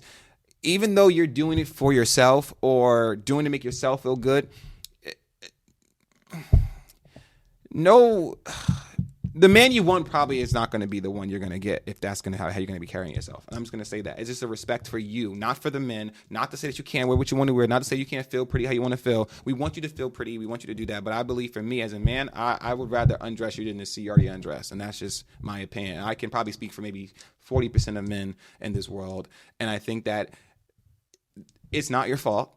It's the internet and what you see, which we talked about earlier. It's not their fault, but it is your fault when you can't show yourself discipline. Then it becomes your fault, because it's like you're literally doing what you see on the internet for attention, and then you say it's not for attention, but then get mad when someone says something to you about what you have on. Like, this is the part where, then you got the guys going to gyms holding their head down, because nowadays, if I've seen videos of like, whoa, like that's how they go into the gym. I don't go to the gym, so I don't know. But I've seen videos like, I'm like, whoa, they go to the gym like that. And then I've even seen videos when they're like that at the gym, and then a guy looking, what are you looking at, you fucking pervert? Now you guys are confused. So now they're the gym holding their heads down. Yeah. They don't want to get us. They don't want to be considered a creep. But anyone with eyes is going to look, And the thing is too, it's something that I don't ever understood, is that it goes against human nature, right? So for example, going back to the point with like why there's going to be creeps, right? The society is always going to have people that are the outliers, that are the creeps, right? Yes. So you have to prepare your life and prepare yourself for that. People can be weird. People can be creepy. People can be hyper aggressive. When you're driving in a car and you're driving really fast, don't be surprised if someone runs into you, or don't be surprised if someone else cuts you off. Don't be surprised if someone does that, because not everyone's a great, perfect driver, right? We are driving these vehicles that are thousands and thousands of pounds, and for some reason, it's not that hard to get a license. You have people from 16 all the way to 80 driving, right? So the way the 16-year-old's reaction time versus the 70-year-old driving, they're going to be very different. Yeah. So don't be surprised. Or the same. Yeah, you never know. Don't be surprised when something could happen if this person is like an inept individual, right? Yeah. So my dad always taught me, he's like, prepare that everyone around you is an idiot. Every single driver around you is an idiot. Yes, that's how you teach. You have to know, drive so everybody. that you're always locked in, you're paying attention, because people could be dumb, right? So the same thing, when you go out into the world and you're dressed in a way, like we were talking about dress, right? If you're dressed a certain way, whether it be professional, whether you're not professional, you're going to get that from people. Whether we internally feel a different way than how we're dressed, but the way people see it, society will see you is this certain way. Yes. And unfortunately, society isn't the best. No. We see that already. So when you go out that way, you're asking for that attention. Yes. You're asking for that. And then if you're asking for that attention, again, the types of people who will give that attention are those types of people. So when you meet, don't be surprised at the outcome. Again, everything has like a barrier entry. And it goes back to the work. If you want to have something in life, you have to do the work for it. You can't just sit, hope and pray and hope it comes. And again, you said the consequences, right? Every consequence can be good or bad. There's good and bad consequences. You got to be willing to accept it. Yeah. You have to be willing to do whatever you do, you get that same consequence in return. Yeah. And that's something I've always believed. It's like, okay, if I train really hard, go to the gym, do this, I will become better at my sport. I put more hours in. And in that book that I was reading, it said 10,000 hours makes you a master. 10,000 hours make you a master at your craft. All right. So, okay, how am I going to get to 10,000 hours at this thing that I really want? When you only want to do one, and you it's too much. I can't do this. right? There's no point. Yeah. And Yeah, that's again, that's like the big part about that. And an interesting part that I wanted to touch base on just to end this like part of it is the school part, right? And learning and this teaching. And me growing up, I remember in 6th grade, I did something called Summer Bridge. It was like a nerd camp, basically. Summer Bridge? Yeah, it was like in this area. And I remember I did it because I was like, oh, like my sister always tells me that this is a good thing to do, like all these different things. And they made it seem so fun. I swear to God. Like they did that in the assembly, they were like, over the summer we play dodgeball and go to the pool and do this. And I was like, yeah, I want to do that. Yeah. Little did I know, I basically signed myself up for like summer school, but like it wasn't summer school. It was like I guess nerd summer school, right? And I remember like the people that did it with me, right? All levels of socioeconomic class. It was interesting, right? And when I was doing it, I remember being in these classes and I used like a word called haste because I saw it in a video game. Then I said like, or just be like Switzerland and be neutral. And the teacher, who now that I know about it was just like some college girl, who's looking at me like, yo, this kid is smart. Like, how do you know that, right? And I was like, oh, like I saw it somewhere, like a pop culture. I saw it somewhere. I read it somewhere on the internet, right? And now when I look back on what I read in that book recently to then in my life then, I was like, the reason why I would say I'm more intellectual, I like talking about things, I'm a little deeper than most, is because I did all those things. And then that was the outlier for me. That was extra hours. That's why I excelled in school faster. So then... Because you was given what? Those opportunities. Opportunity to do what? To learn. And to be in a place that you whether you thought was fun or not, your parents, and in no shade to them, they worked to get there. It's that immigrant thing. Work, do this, and they were able to afford that opportunity to make sure your path is successful. I think the funny thing is like it was free. Like the school paid for it. The school, it was like Easton School District would drive the bus, pick you up, take you to this like summer camp, because it was for it was like internships for these college kids at Moravian College or something. And then fast forward. Now, this is where it gets really interesting with the opportunity, right, that I wanted to go off of, is they did something called Center for Talented Youth. So Johns Hopkins Center for Talented Youth was the program. You had to take the SAT in 7th grade or 6th grade or however young. You take the SAT or ACT or one of those like standardized tests. However much score you got placed in either CTY, which is like the elite bulls that were really smart, or CAA CTY, right? So CAA was like, you were like smart, but you weren't in like the higher bracket of intelligence, right? But you were still up there, right? So I got accepted into that one for like the reading section. I did decent on like the reading section for comprehension or whatever on the SAT or the ACT. I forget which one it was. And I took the SAT in 7th grade. When I tell people I took the SAT in 7th grade, they're like, what the hell is this man doing? It's the SAT in 7th grade, right? But it got me into this program, right? And in that program, I took 4 courses over the next 4 years over the summer, 3-week courses. First one was like a bioethics course in 7th to 8th grade. Wow, 8th grade to 9th grade, I took introduction to psychology. Then 9th grade to 10th grade, I took introduction to logic. Was there any college credits in those? No, it was just 3. It was just 3-week courses, so it wasn't like crazy. And then my last year, I took a race and politics course going into my junior year of high school. And in those like obviously those brackets of time, I noticed that those extra 3 weeks were all those extra times where I would be able to get smarter, those opportunities. But it costed like $2,000 or $3,000 to do that for 3 weeks, right? But I had financial aid. I went for free. Yeah, I was super privileged with that opportunity. Exactly. You're still privileged to be afforded that opportunity. You're privileged to financial aid, but you also think about the people that didn't have financial aid that paid out of pocket. But get this, all those people though that did pay out of pocket, fun fact, probably flunked. No. These kids were brilliant, dude. Okay. Trust me. Remember, that would have boom. That would have been a good. Remember though, those kids like were like already very smart. They had all the opportunity, right? So I remember meeting a kid, and his dad was a billionaire. I met another person. His mom was the editor-in-chief of Cosmopolitan. I met another girl. Her dad owns a company here. And I'm looking. I'm like, and it's so funny because in hindsight, I look back and think, like you don't realize as a kid, you're not supposed. It's the thing. I was just friends with them. I was just friends with everyone. This is why it's important that we understand that growth, right? And I want to get back to that. But as a kid, you're not supposed to know. And then as you grow older, I think there's different levels unlock and go, holy shit, oh my god, okay. And then you hit that moment like, oh. Okay. Like it makes sense, it started making sense, and I was like, "Oh, so these kids were intelligent, but they also had the opportunity." To me, to be in that room with them was the outlier. So for me to be in that room with them was like, I'm the special one that they're not realizing. And once I felt that way about myself, I was like, you know what? You have something about yourself. You went out of your way to learn. Yeah. You may have been coming from a more smaller, poorer background, but you worked really hard, and you're the chosen one. And you were forced to do those things. Correct. Not say force. You were set to do those things. I like to look at it in the sense of that. So like in the sense of any, what is it? I don't know, Cinderella story, right? The underdog's gonna make it. Not to discredit the other people because they're just kids too. They can't. We're not shitting. Their circumstances were just given there. I wanted to set the tone clear here that we're not shitting on anyone who's afforded opportunity. Let me just say that, okay? We're just talking about the facts here. So in the sense of fact that we're not going to argue with those kids about their parents being who they are. No, it's not their fault. Duh, they were just there. They were just kids. They don't really understand, until they get to an age and when they go, shit, we're really privileged, right? And just like you think about it, Blue Ivy she thinks Jay-Z and her mom are just her mom, and she probably thinks they're regular people. They don't mean nothing, I think we took a look into that. So in the same token, I think that okay, go back. You finished. I'm sorry. No, yeah. Okay. Because it was just really saying, like, when I noticed that in hindsight, I looked back and I was like, you know what? I'm so grateful for that opportunity. I'm so grateful that I met those people, because I remember we had found out that kid was a billionaire like maybe 2 weeks in or something, right? But the whole time I was his friend, not knowing, and I didn't care. Yeah, you know what I mean? Like I was like, dude, this kid's like dope. He's dope. We're talking. We're having friends, like talking. But there was a kid there that switched up instantly, and it was so like cringe. It's cringe. Like you're like, again, I was in high school at the time, so I was like kissing somebody's ass. I'm like, this kid's so cringe. I'm like, what are you doing, bro? You're making it weird for him. He's like, this is why I don't tell people. This is why I don't like when people find out, because I hate this feeling. Blah blah blah. It's a shift. I'm telling you. And he was telling me that. I'm like, dude, like he was like, but the thing is, I even at that moment didn't understand what was really going on. Yeah. Because like he was telling me, yeah, I'm like, cool, his dad's rich or this person's rich, but like he's not rich. Yeah, he's not. Yeah. He's just chilling here talking to me. And because of that, I didn't like make two and two together until at the end. I remember him saying like, I'd love for you guys to come hang out with me. Like I'm like in my head, I'm like, oh yeah, that'd be dope. Like let me ask my dad. And I'm telling my dad like, hey, Bobo, like this kid wants me to hang out. He said like he can like get us like help us get like a plane or something to pick us up or something. And in hindsight, I'm realizing that he probably had a private jet. Yes. And we probably would have been able to have us. It was normal to him. Or like pick us up. And take you wherever you want. Take us to his place or here or there.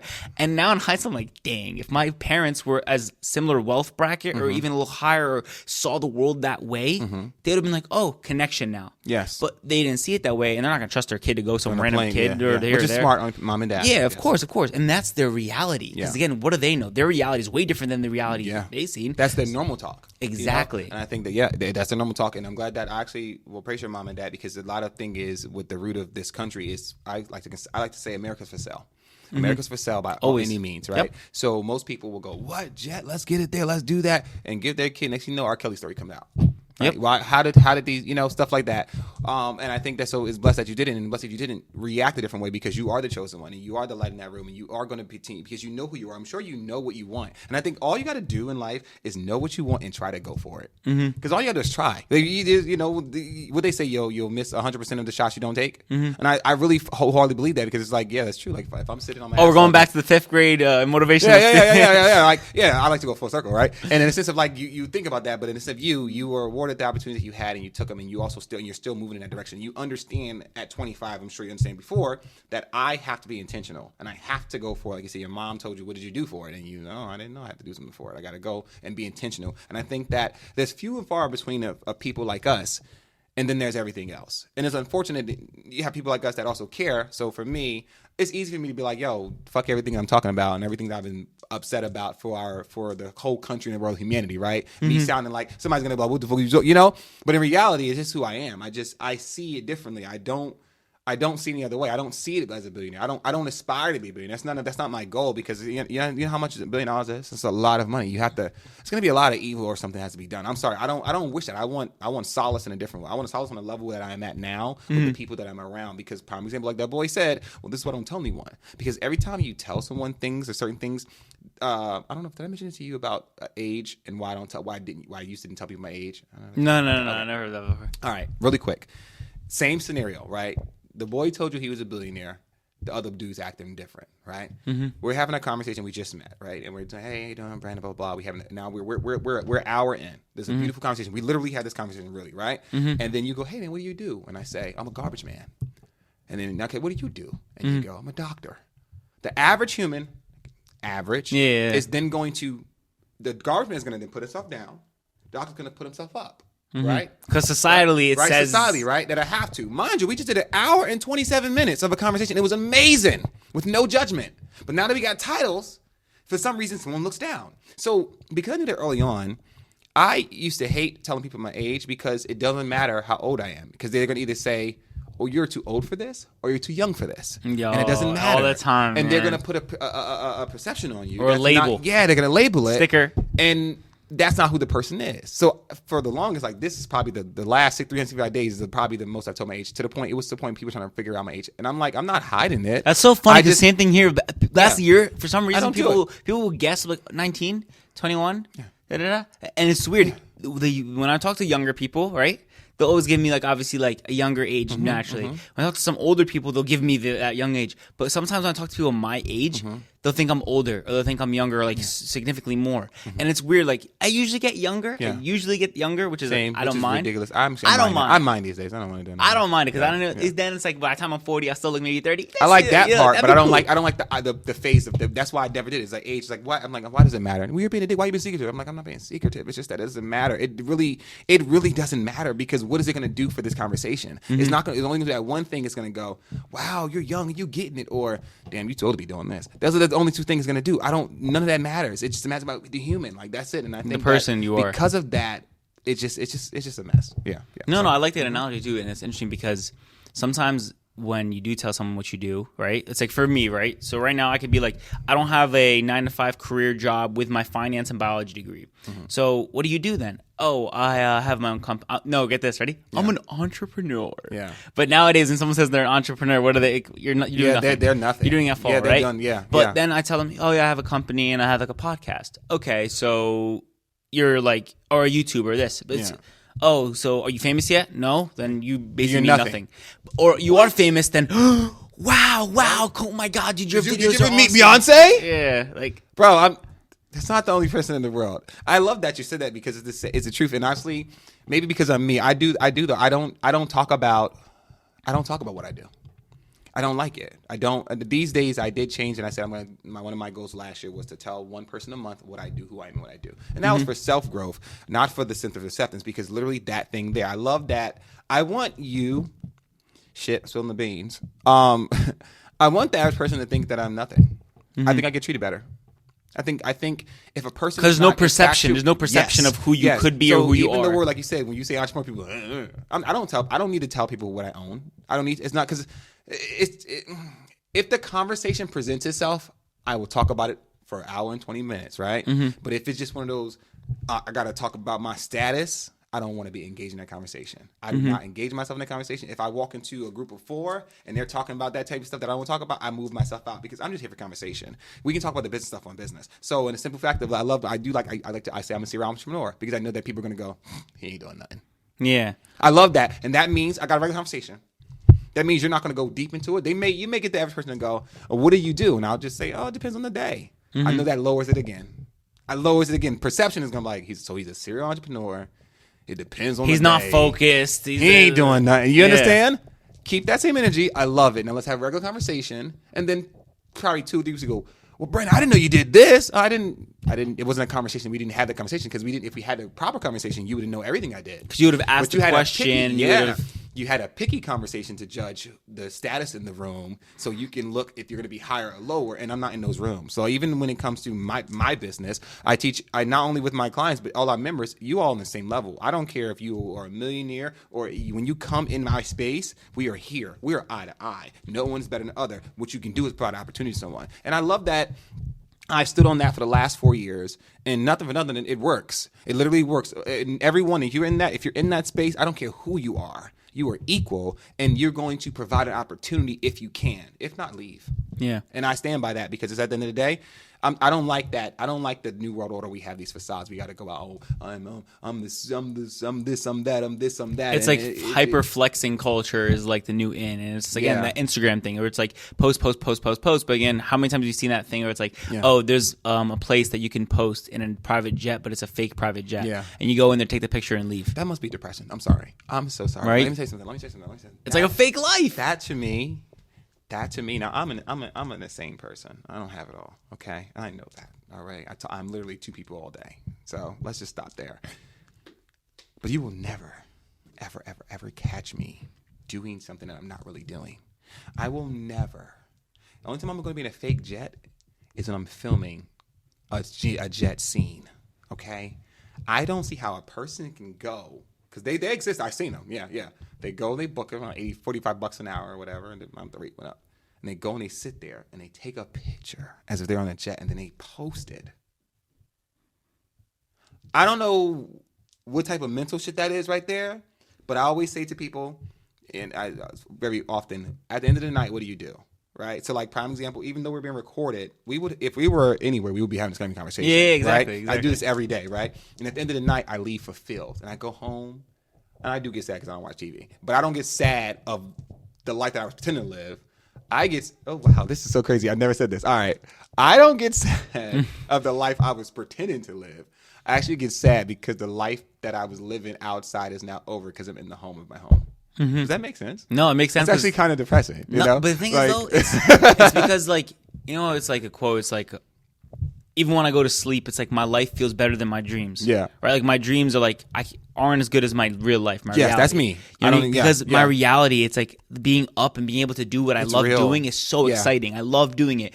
I'm even doing it so much that I actually get only 4 hours of sleep some nights, 3 hours of sleep some nights. Yeah. And I wake up and do it again because my anxiety almost wakes me up. Or maybe it's not even anxiety that wakes me up. It's excitement. But my excitement wakes me up. I actually hate the nights. So if anyone listening made it this far, I hate the nighttime. I really hate the nighttime because I feel like this is gonna sound so crazy. I feel like we should be able to go into like a chalk zone world, but in reality, like, yo, I'll see you in chalk zone, bro. Mm-hmm. And I would love it, but I don't get to dream. I don't remember my dreams, and I just wake up the next day and I feel like I killed mad time.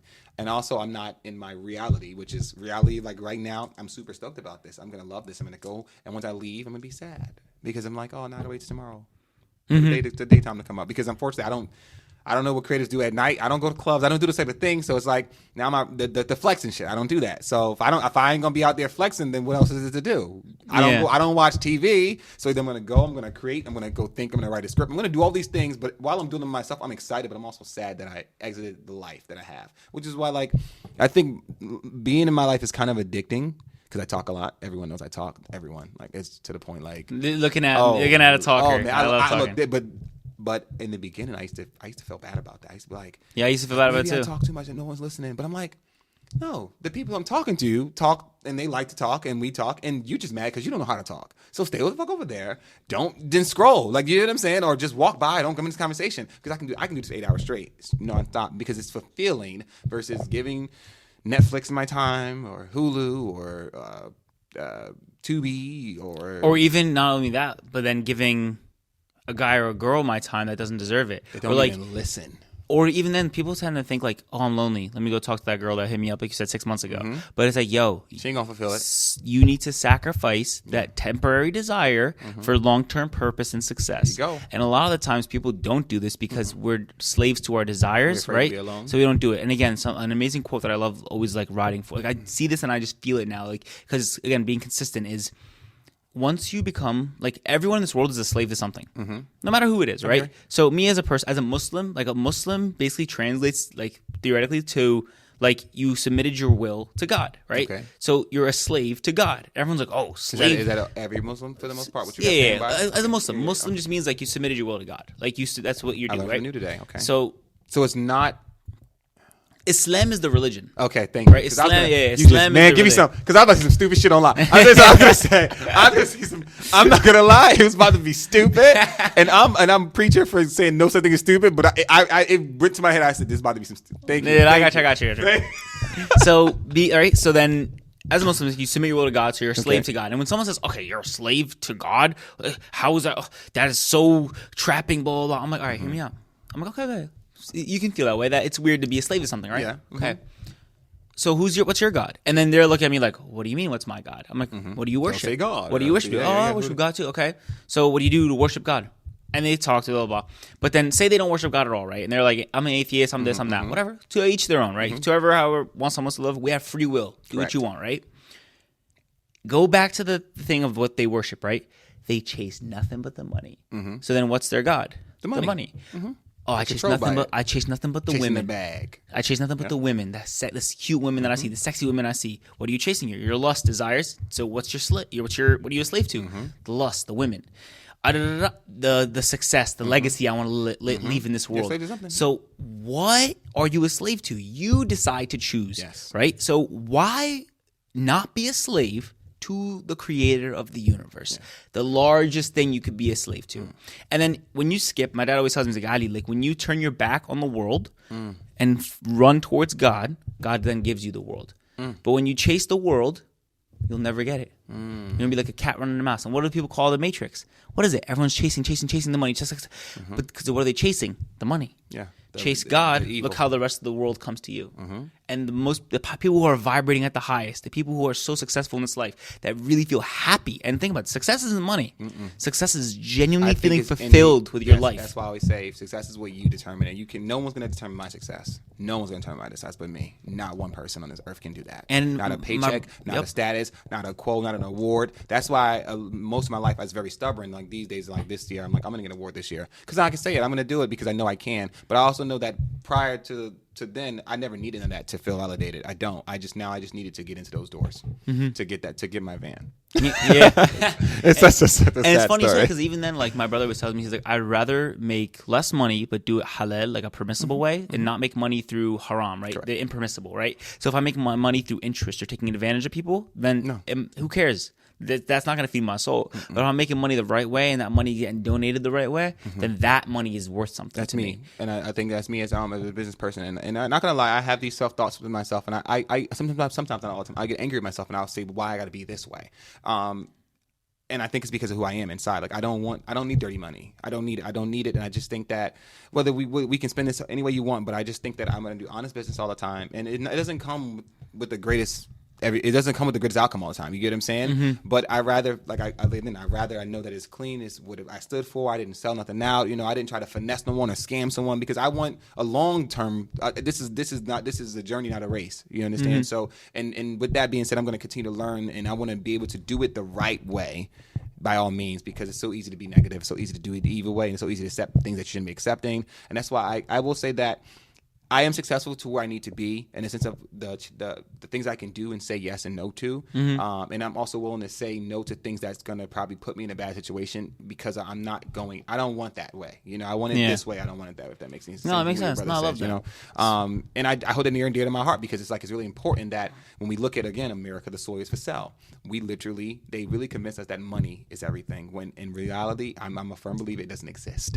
It's not a thing. And even more this day, do you have cash on you right now, sir? Neither do I. You understand? It's so rare now that it's on our phones. It's not even a real thing anymore. It's like literally not even tangible no more. It's digital more than Apple it is. Pay with our face. Yeah. It's crazy. And the fact that we constantly put this on the highest totem pole because they did it right.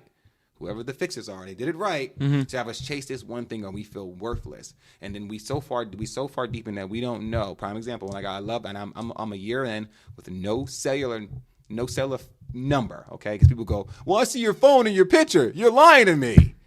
Motherfucker, I have my iPhone. I think I make our content, right? But I do not have a cellular number, right? And in the beginning, my peers, my family, they were upset with me. I think they're still upset with me too. I don't care. Because it more so for me. And they were so upset with me and they couldn't understand it. And I'm not gonna lie, I'm a caring person, so it was eating me up. Like the first 2 months, it was eating me up. I'm like, but no, this is more for me. It's more for me. I need to do this for so many reasons, and I don't want to keep going a press run and keep on explaining to them why. You know, whatever thoughts they had in the beginning. I think a lot of people had a lot of crazy thoughts. I got some text messages that were like weird, some messages like, "I'll pay your bill," and I'm like, "What do you think it is the problem?" And that's not it. And then that's when I started getting frustrated because then I realized that you're not listening to me. You are assuming. I'm literally telling you out of my mouth why I do not have a cell phone. And the first thing you can say is, hey, you need to pay your bill and pay your bill. X'd out. Next. Clearing this out. To the point where now we're over a year in and people are like, you mean you still don't have? My goal is to go to 2030, if not longer. You know, I'm going to try my best because it comes with so much that people don't understand that we sit there and we constantly think we need these things. We don't need these things. We constantly think that we need to do all these things. And if a person's going the opposite way, then something must be terribly wrong or something's going on. And I think that that's not the world I live in. And I don't want to continue to explain to people those things. I'm going to the world that is. Like, this is my life. This is what it is. You're going to either adapt to it or not. I don't know what to tell you because most of your life that we're fulfilling for others.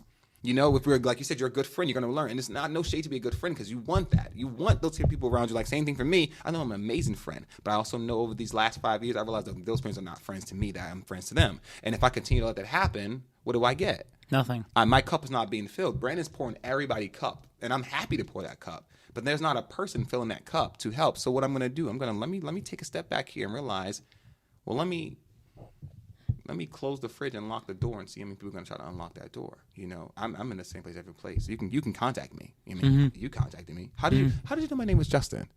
I didn't know your actual name. I just knew that like your real name wasn't Brandon. Oh shit! You know what I mean? I thought it was like that was my brain just going off ADHD. Wait, okay, that's the reason why I came. You know that? You know what's funny is What? the reason why I said that was because like I didn't know many things about you, but like, again, like the two people I knew that have worked with you and content created with you and like going to and helped you stuff. Only one of the things they said about you was Andy was like, oh yeah, he's mad creative, and Jazz was like, oh yo, I don't think his real name's actually Brandon or something. He told me his name wasn't that. But then like 2 days ago, like yesterday, I hung out with him just to build some content for like a video that we were doing. He was like, yo, bro, when you said that, I felt so embarrassed like that. He told me that. Like then you went and said it. I felt like he gonna be looking at me like, why did Jazz tell him that? Oh no. But, I love that I love that you said it just that way because that's another thing. So it's actually been frustrating me lately. The last 3 years. It's been 3 years. The last 3 years has been frustrating me because I've been getting in, why you don't like your name? Why are you hiding your name? Oh, is it an alias? And I've responded to people like, no, it's not an alias. Like, no, that's who I am. Like, for instance, I get mad these days. I'll go, you call Curtis Jackson 50 Cent. Faithfully. his name isn't 50. His You know what name I mean? is not 50 cents, okay? You guys have no problem with calling him, among other people, the desired name. Like Drake's name isn't right? Drake. It's not even Drake. It's Aubrey Not Graham. even close, right? And you guys have no problem.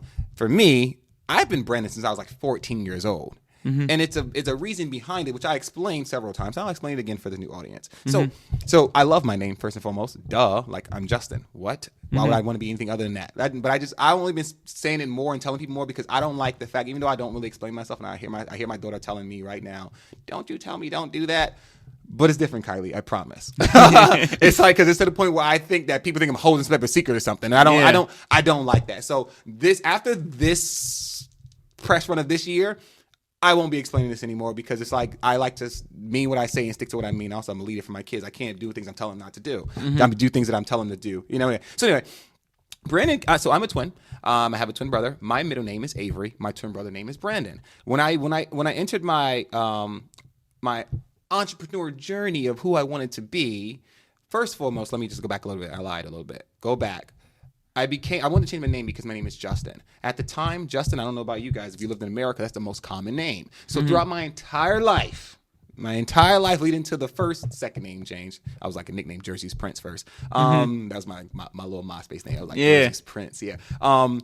My name is so common to the point where no matter where I'm at, someone's calling that name. So early on, it became super annoying to me that like even if it's not no one I recognize their voice, because it's my name, I'm turning around. I got tired of that. So anyway, that was the first early reason why I remember trying to get a nickname because I never really cared about names. So then I became Jersey's Prince. That's a very long time ago, and I was like, okay, that was cool, but it was kind of like sexual, and I was being very inappropriate during these particular times. It was a lot. You're a young teenager. It makes sense. I was, yes, very much so. And I was just feeling myself. Because again, what you get from the world, people, I've been pretty blessed in life. So we'll just leave that there.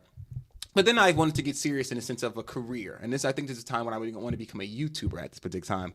One of my biggest regrets is not keep on going. Because in the midst of me wanting to become a YouTube, I became Avery Brandon. Okay? And then I remember myself saying, that sounds fucking made up. Okay? It sounds made up. So I was like, what about Brandon Avery? Now, where did that come from is my twin brother name is Brandon, my middle name is Avery, and I wanted to something sentimental to connect us in a sense. And this is a story I probably never told. I told this piece of story, but I never told this depth where I'm going to go right now. So me and my brother, we're twins, but we're not like twins. Like I've met twins over my life, my entire life. About to be 33 years. I've met so many twins, and they always had this connection. We don't. We've never had that. We've never had that. So I would say, without being all like smooshy, right? To me, Brandon Avery is identity of me and my twin brother, until he can always be near and dear in my heart, and that's without getting off, right? Yeah. And I think the name sounds natural though. Yeah, it is. But see, think about it, and that's how I can, and I stood by that, and I've been that person for only people that have really called me Justin was probably a motherfucker writing a check or someone that knew me prior to 14. You know? So I always tell people I'm not hiding from a name. That is my name. Both of them is my name, which is why these days I'm actually more fluent with saying it, because I want people to, I don't like, even though I don't care what people think, I don't like misconceptions of like, he's hiding something. No, Yeah. my name is Justin Little, and I love it. It's an amazing name. It got me to where I am today. I really believe, dude. My mom told me the story of how I was named and why I was named. And when I was young, I didn't understand it. But I understand it now. And I'll tell you guys that story really quick because we're already talking about my name, right? So we got our names from my mother's godmother, and she was a teacher. And I didn't understand it then, but I understand it now. I remember my mom telling me I was younger. And she says she wanted to give us proper names so that we can have a successful life. Yeah. And like you said, at 6th grade, you didn't fucking give, understand. Yeah, that. you don't care about All right, my that name is stuff. Justin, Mom. What are you talking about? Proper name. That is my name. Because, of course, we've been called it all our life to this point. We know that, right? Yeah. As I became an adult and I reflect, I got callbacks on every application I've had. I've never had a problem with getting a job. Like, and I didn't notice this stuff until later on, bro. Like, yo, like, I see what they did. I see what they did. So, of course, I will never run for my name. That's the gold, okay? But I just want to throw that in. So, no, Jazz, you're good, bro. I actually like that you did that because one thing it does is it literally, one thing it does. It broke the barrier right away. That's what I told him. Yeah. It made it, and so a lot of people, I'm gonna say, in my ecosystem, I'm the ruler, right? And I'm not, without being like, I don't like that though. So that's why I'm gonna tell you. When I text you, I said I'm gonna tell you why I came on here. It's because you intrigued me immediately. Number one, like the fact that I don't know what you knew, but I knew that that's not a normal thing. No one ever says, "What's your name?" What's your name? Like, that's not your name. What's your real name? No one ever said that to me. It's normally like, you'll hear my name, and then because I'm not hiding from my name, someone that'll come into my shop or in my presence, and let's say that you knew me for 3 months as Brandon, and then I'm talking to someone that knew me, and they just call me Justin. This literally happens a lot, and they'll go, "Oh my God, I'm so sorry, Brandon." I'm like, "What?" And I'm like, "I've been calling you Brandon this whole time. Your name is Justin?" And I go, "Yeah." I said, "My name's Brandon too." And they go, "Wait," and they're confused, and I'll tell them the story, and they go, "Oh my God, I thought your name was wrong the whole time." So I love that. So that's normally what happens, but no one ever goes, "What's your real name?" So for me, I'm like, what's he know? Like, why does he know that? And I was intrigued. So that intrigued me. And then we had a brief conversation, and it was amazing. So, and now I'm here. So no, I'm happy, and it's so funny because it's like you said, a happy accident, right? Yeah. Because I just said that. Like, the thing is, I'm not usually the thing is, I am a blunt person. I'm very direct when I meet someone because if I knew just that about you and that you were very creative, right? Yeah. I can't just jump in and be like, "Wow, you're so creative," because like it just comes off as ingenuine. I'm not gonna lie. If you would have said that, it comes off as ingenuine. Like, why you just say I'm creative? Yeah, because I have the social tour. Because I have this. Yeah. Like, cool. How many times have you probably heard that? Yes, before? I don't think it would have came off ingenuine. It would have annoyed me though, because that's the things that I literally. And again, I hate to talk like this because then you think who you think you are. I think exactly who I am. Who I am. You are who you think you are. I'm who I think I am, and I'm not gonna say I'm nobody, but I can say I'm nobody to the sense of the responses I'll get in a sense, or like of level of societal status. Yes. I don't like it. Don't get me wrong, I appreciate it because it does come with a lot of perks, but I'm not even there where I want to be, and y'all acting like this. So when I do get that, it annoys me. It's like, can we let's have a conversation? Like we just did 2 hours. You understand what I'm saying? Have a 2-hour conversation with me regular. Yeah. And then we can talk about how creative I am. But when you hit me with it gives me like, and no disrespect, because I know some people don't know how to, some people don't know how to communicate. And I don't want to speak. I learned that in this position I am in life now that I have to watch my words, which I don't like either. I speak from out of my head, whatever comes out of it. Wear your heart on your sleeve. Yeah. No filter, but I realize that's why I don't like this part. I don't like this part because it's like then I have to choose my words so I don't hurt no one's feelings. And I don't want to do that. But in the same token, no shade to no one. I don't like that. Like, I don't think anyone would like that. No one should be held to such a standard in life. No, like don't put me on a pedestal. I am just a regular person, and I just want to have a great conversation, and I also want to create. And I think that those are the things. If you want to, and also because this also stops a lot of people from talking to me too. Like out here, I wanted to talk to you for 6 months, bro. What the fuck did you? What's wrong with you? Just come. You see? Do you understand? Did I know you 2 days ago? No. What today is? What was that event? Oh my God. Wait, 4 or 5 days ago? 4 or 5 days ago I met you? Was that much? Friday, Jesus so Wednesday, Christ. 5 days. Look, but seriously, but I don't know you. I don't know you. I do not know you, and you piqued my interest really quickly, and then you have a great conversation really quickly in a loud room. How do we do that? Yeah. You understand? So, and then you were and I was like, I could do this shit now, and you were on it. Normally I hit somebody with that, they go, You know what's funny is when you said that, I was walking with Andy as he was walking back to go to his car to drive home, and I was like, "Yo, bro, he said he's down to do it soon." I'm like, I love that. Usually people ain't like this. Yeah. Usually people are like, "Oh, let me look at I'm my about it, schedule man. and look at this and that." Nope. I'm like, "Yo, the way my life works, the way things happen, I'm doing things every day for the things that I want to do. Correct. And when you constantly move into go mode of things you're already doing, you're going to get people in your life that are also in that same motion. And going off that, I kind of want to kind of ask you, because again, like me personally, ask you, because again, after this conversation, I want to ask you, so you ask me anything now at this point. What is so what I ask you is, what is the social tour? Oh, okay. That's a great question. And it took me 3.5 years to break it down from a paragraph. So the Social Tour is a networking company that aims to help business brands and creators to upscale their online platform throughout the services we offer, right? So with that being said, so through our services of videography, photography, creative direction, podcasts, our goal is to uplift the creative business or brand social media platform in a nutshell. That's it, right? Now, the Social Tour HQ, which is not in a business plan, which is basically my studio where we have small events like we did. We do things for our members there. It is really near and dear to my heart because it's more so a bridge to help people. So let's say you have a clothing brand and you want a brick and mortar, sign up to become a member and you can have a pop-up every month, because some people can't commit to that. It's really hard being a brick and mortar, or if you just wrote a book and you want to have a book signing, you just want to meet other like-minded individuals. So throughout my day, I like to consider, I call it my pretend job, but I find resources for members. So it's like, it's really... It's needed, I believe, in the creative community. It doesn't exist. I know it doesn't because I made it, right? But I go out and about when I'm touring other businesses or I'm meeting other business professionals, whether in these type of clothes, which I love. Like I try to encourage people of like what we talked about earlier. I'm finding resources for members. So if I knew something that you wanted to do and something in our head, if I meet someone and I go, oh, I know this person. Oh, I can plug this person with this person, and that's what I do in the back end. You're a connector. Yeah, in a sense, and it was all by accident. It was not. This is not in my plan. Like since I can remember, I always knew what I wanted. Okay, and I love how the world will put you into positions that you didn't really know you wanted, but you have to accept it. So like, even when it comes to social tour, I don't think it's something I want to do. It's something I have to do because I see how many lives that I'm changing and how many people that I'm working with. And I mean, even if it's a smallest scale, that space is 500 square feet, and we've done some big things in that space. And we are over the capacity. We need to move out, but I can't do it because it's too much. I have too much home in there, So in a nutshell, that's what we do. So we help people if you need to strategize, whether you have a business that's just starting off or you need to revamp it. We're going to give you commercials that are next level for affordable price. Whether it's photography, product photography, we're going to give you resources. We do workshops, cater to workshops. So in the sense of like some people, I've learned that for me, a lot of people don't have the help they need, so they don't know it exists. So from an iPhone tips and trip workshops to how to edit a photo workshop to lighting workshop, whatever I know that I'm good and professional at, I can teach you.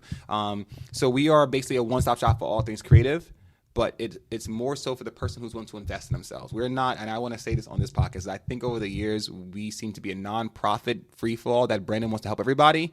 Brandon does want to help everybody, but Brandon also has bills to pay, and I am a service provider. So I wanted to actually take this moment to actually say that. I am a service provider, and I run a business, okay? So nothing's free. It doesn't cost like that. And also, I want to say to the community of creatives, like we was talking about being intentional, you can't get no one to believe if you don't believe in yourself. If you don't make the initial investment in yourself, if you believe in what we have to offer, then you need to invest in it. You need to become a member because that's where you're going to get the resources and you're going to be able to apply yourself. Because if you I don't know about you, if you pay for the gym, you're going to go, right? I would hope. Because gyms make a lot of money. Because not a They make money off people who don't go. People don't go. You understand? Yeah. But they're not going to stop in the gym, So then you can't complain I'm losing weight and this guy's in shape, but he's going. Because number one, he or she realized that I'm paying my money. Okay, so in the sense of the investment is like, hey, you're going to invest in this and you're going to believe in this and you're going to take all the service that we offer and we're going to give you discounts with the case. We're going to give you resources. There's a lot of free things we do for our members. It just is endless because, so that's basically in a nutshell what we are and who we are and what we do. We also have next level networking events where we have events, which is super amazing to me. We're going to do one this year, I promise. Because like the events like that are not considered social events. Those are from my members. That was from one of our members, Nick, in his 12th Market Palette event. But we have our events outside of the social tour, which is kind of cool. We also have small intimate events. And in a nutshell, that's kind of what we do. I hope that answered the crazy question. So if you are a creative business or brand who is looking to upscale your online platform through the service we offer, even if you want to start your own podcast, we offer podcast rental space. And even when our members become our members, we put them on our seat. because again, our goal is to push you. So we don't just interview anybody. We take it serious, just like you. We have a legacy to put, and I'm not just putting someone talking about Christian rock and that dude that's beating his girlfriend. I don't want to do that. We want to put a person who, like you, who is a CEO and wants to bring a better audience, who believes in themselves and go, well, okay, this is a platform I respect how Brandon runs it. He is very professional. He is very knowledgeable, and he's also going to put me in the room I need to be in to pitch his best ability. Why would I invest in that? But you guys would rather give Netflix $18, Apple Music $15, Spotify $14, Instagram now $15, $16, and then they don't give you anything back but depression. Okay? I think that is the biggest message I want to say. You want to invest in 2024, creators need to invest in what they want to invest in so that they can see the outcome. And I'll leave it at that. No, that was a freaking incredible answer. I hope it made sense, man. No. It made sense. And it's cool because, again, like, even me, like, I recently signed up for something that basically is like sends you grants, accelerator programs, all these things, and it does the work for you to give you grants, accelerator programs, different opportunities to pitching competitions and events, and does all the work for you. It gives you all of them in a row. You just go and apply to them. That is worth however much dollars it is a month to me or a year to me, so that I can not have to go search for those myself. They bring it to me. Yes. And I apply to them, right? So then you're going to do the same thing, but for brands who need help to do all the different types of things in content creation. And it's cool because I was watching a video about like all these marketing gurus and all these people talking about it, right? You hear me talking about like that and shit. They always talk about, right now, multiple people have talked about this, and they said big brands are now going into podcasting, where they realize podcasting is where it's at. And then like 6 months ago, I saw a video that was like, if you want to be successful in the future, be really good at learning how to do video podcasts, because everyone does audio podcasts, but who does video podcasts? But I remember having a video podcast idea in 2019. Like I wanted to, I didn't have the resources, the funds, the ability to do it yet. But you got to understand too, being realistic with yourself and your audience. Number one, so reason why we don't do full video podcasts, which we were going to do it only once for the season 6 full video podcast. We don't do it because we're not Joe Rogan, and we're not Joe Buttons. Okay. And I think, again, when we talk about full circle, going back early on, how we perceive media, they can afford to run simultaneously, and they can get the push and the media they need to get the attention back, right? When you're starting small. So for me, one of my successes was, I like to think was logic. Let me get the listener first. So we use our video for the clickbait, right? It'll probably be the worst part of the saddest moment of the thing. I'll use the clickbait to get people to go, I want to listen. And that converted to our listeners. Once we get a good amount of listeners, which we have achieved a great amount of listeners to the point where I'm making lunch money. Okay, that's all you're gonna fucking get, right? Like we remember numbers. One thing that the internet is fucked up is numbers. Too. Social media is fucked up numbers. We make lunch money. Okay, I don't make a lot of money there. I make lunch money, which is decent still, other than the money I make on the side from doing the force ads myself. So that's the thing. I'm really smart in a sense, and I'll give you a tip. So for the people that are podcasters like yourself, right? You know that if you reach a certain number, whoever your distribution is, you get money, monetization, right? Or if you read an ad for them, they'll give you money, pennies on a dollar, right? So for me, I always try to figure out how can I make more money. I'm gonna go, well, if I already did my numbers and I successfully get over 1,000 listens per episode, right? That's enough for me. I'm not trying to get 1 million yet. I'm not there yet. If I get 1,000, I can go ahead and pitch to a brand down the street and go, hey, look, man, every episode we get about 1,000 listeners. For $45, I'll plug you in an ad real quick. I just made more money in that one little 45-second ad that I'm gonna plug in on my own, strictly to me, than to try to get 10,000 listeners to get $12. You get what I'm saying? Yeah. So that's how I think when I systems. So, yeah. I forgot where I was going with that, but that's no, it makes sense. Because again, we were just talking about like the social tour and then the podcasting and the tips and the marketing stuff of how big brands are going. So they going back. Oh yeah, thank you, man. You're a good listener, man. When you think about that video thing and everyone's going to video, it's cool if they're going to be consistent. But I watch people fall in and fall out of it. Like again, we offer podcast with your space in our place, and nothing for nothing. Half of, not all of them, were great podcasts. They just didn't last. And I think that's when they look at the life of that get rich quick thing. We will start something, and I'm telling you, like nearly all of them were great. And I hope they're listening because they were great podcasts, and they'll do about 3 to 6 months, and they don't get the result that they wanted because they're just making the podcast and possibly not promoting like they should. Then they back out. Versus here I am. It was a happy accident. We're 4 years in, about to be on season 6. I ain't stopping. There's no reason for me to stop because I'm getting so much out of it. The money, I'm getting this out of it. I'm getting reality out of it. The energy, the vibe. And that's why I believe the podcast is successful because my expectation is not to get rich. My expectation is to manifest, learn, and connect. To build something genuine. Yes, to build a genuine, and it really works. The proof is in the pudding. I get quality guests. We get a good amount of streams, and that's all I need. I am not trying to hit $100,000 at a podcast I drop once every fucking 2 weeks. Yeah. You know what I'm saying? And I post on my Instagram one time. Make it make sense. So I think that yeah. So No, I get it. But yeah, that's what they are, and big brands are going that way. But we gotta continue to wait to the big brands to tell us what to do it. And this is the thing I want to reshape in the 2024 is to remember that we can do it ourselves. We don't need the big brands because, like, prime example, I can say I'm 4 years in. I think I'm the longest running podcast of a person that I know. I think I'm probably sure of a person that I know or in my vicinity. I probably the longest running podcast that I know. 4 years? 4 years. I mean, me personally, I only know like maybe 2-3 people. I remember like I'm only like a year, not even a year in yet. Like I'm almost at to a year. Yeah. But like other than me, I don't even know anyone besides you that has a current active running one. Active running like a radio show. There's no. It's so consistent. That's another thing I try to teach people too. So like not only when you enter promo here, right? Not only when you do your podcast with us in our space, we're gonna help you the best way we can to make sure that it's successful. So by tips that I've learned, again, I'm not a podcast pro. When I got into podcasts, I knew nothing. I just knew that I wanted to be right, and I wanted to be quality, the audio quality, video quality, and consistency. So my goal was, I said, run like a radio show, make it consistent, get a theme song, okay, get the same intro, so people can be familiar with it to the point where people will go, "Hello, who are you? What do you do?" And I go, "Oh my God, it's so annoying," but I'm like, it worked. And I'll go, Eureka, it worked. That's exactly what that means. I'm doing. It's called something. The stickiness factor. Yes, in you business. understand. And I've done that, and literally to the same flow of it. Everything's the same. Everything's the same. And I believe that's a part of my success because my listener now knows what to expect. They know they're going to get a guest. Nowadays, like the long time listener know that I'm going to go all over the place, but it's gonna go full circle, and it's gonna be a great episode. And I love that. I love getting the feedback of the episodes. I love for the people saying, "I can't wait to the next episode. Who do you have on next?" I love that. It's good pressure. But it's also telling me that every little step that I'm making is actually working. So, my little tip. So, no, of course, thank you for that. And something again I do on the Oly Kanoli Show that's again like the constant, like you're talking about the sameness of things, is I always ask about your favorite quote, and I always ask like, what's the word you want to learn in Arabic? And the word you want to learn in Arabic was the social tour. Yeah. And it was funny because I was like, how do you say social in Arabic? Because obviously like, I speak Arabic every day to my parents, but I don't speak it every day out in my world every day to everyone I speak to. Yeah. So most of my hours of speaking is in English. I'm like, social, how do you say social? And I know how to say like a tour because it's rihla.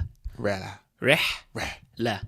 Rihla is it means tour, but it also means like vacation kind of. Like we're going on a tour. We're going on a vacation, right? So the way you say the social tour is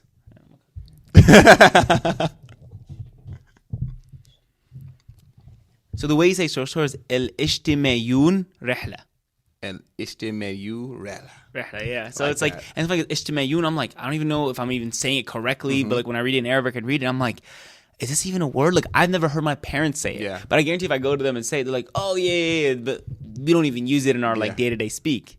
I've learned that a lot. A lot of cultures don't use a lot of English words in there. They'll skip it or break it down a different way, and I think it's very interesting. Yeah. But yeah, that's cool. That's so dope. That's dope. Well, and my favorite quote is, I have a lot, actually. I literally have a note of all things I hear that if it's a real quote of something that somebody said that I like. Or that you said yourself? Something I said myself. I have the same thing in my notes. I have my own quotes that I've said. It goes way, way back. I'm like addicted to that type of stuff. But one of my favoriteest quotes is, "The world you were born in no longer exists. Do not ask me who wrote it. I don't know. It's been a long time." But I love that quote because it resonated with me. It's true.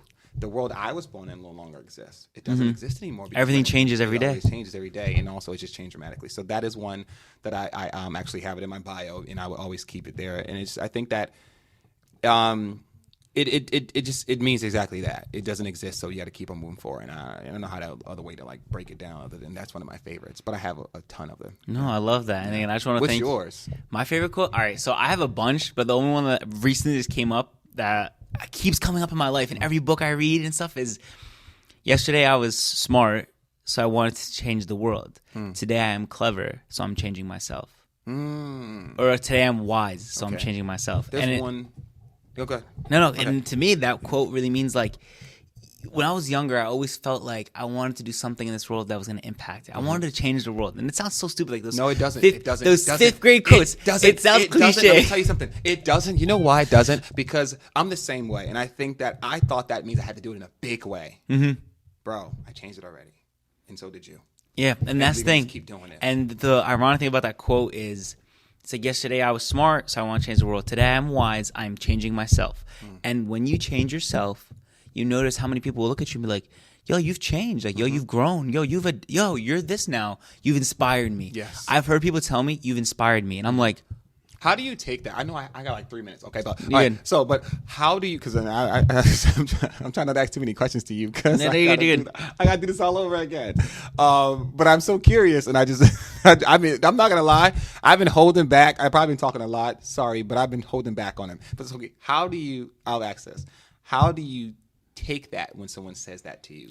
honestly, it's fuel. it? It's fuel. It's Okay. fuel. You just feel like, it does feel good. Like, I've seen someone compliment you, you're gonna feel good no matter what the compliment is.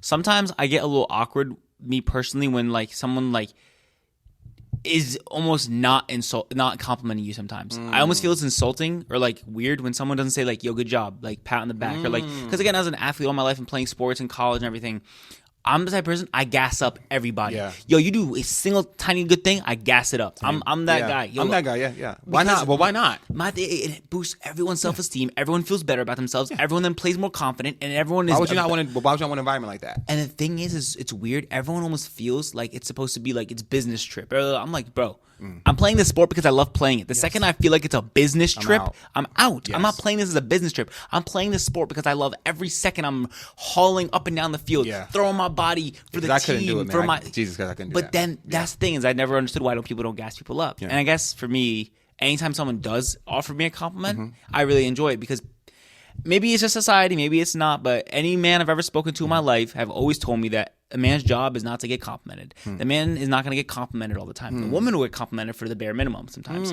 but a man isn't going to get complimented. Like, for example, the wife will sit there, will have the baby in her stomach, and she's going to go through all the pain and everything, but they always congratulate the wife, and they never congratulate the husband. You're right. Granted, she's the one that has to carry his term, that go through all that pain and But stress. also, he had to put the seed But in he there. has, exactly, he's part of it. It's his family too. That's just American culture.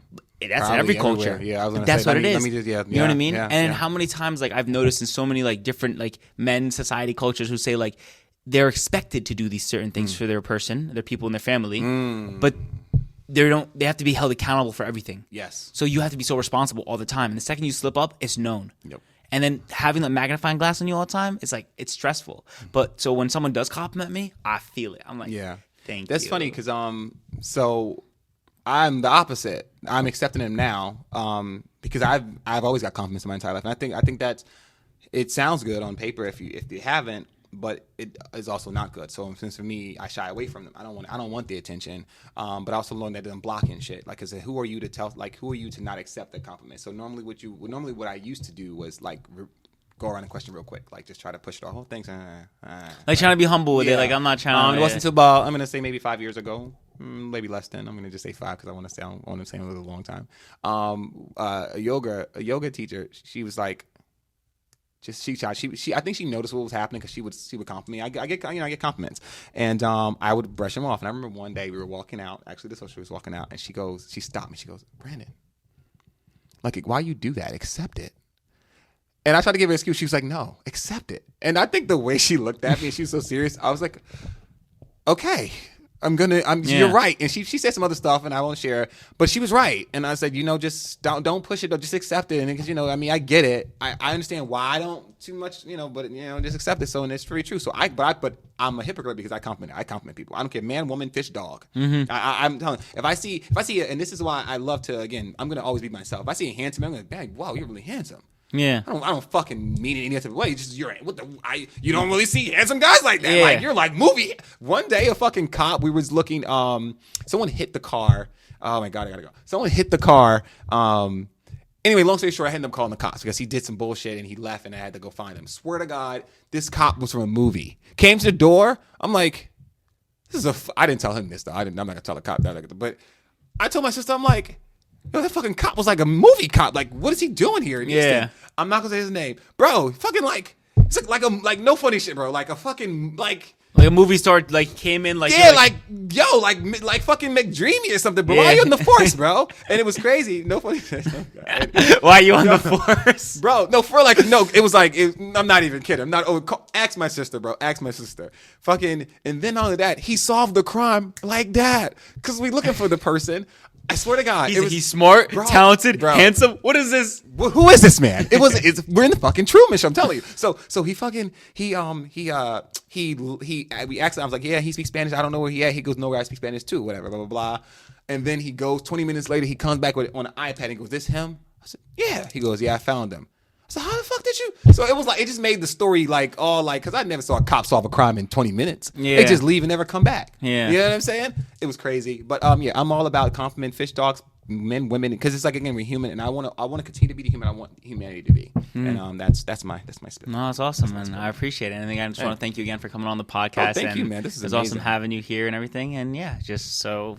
Having you, I'm excited to be on your podcast. Hey, I'm excited for you to come. I hope I give you a time like this. It was a good way to kick off the year and to start the podcast run. My goal is to be on 5 podcasts this year. For various reasons, because I have to do this. I have to get my van, guys. I know that this is gonna suck so bad that I am just trying to build a van.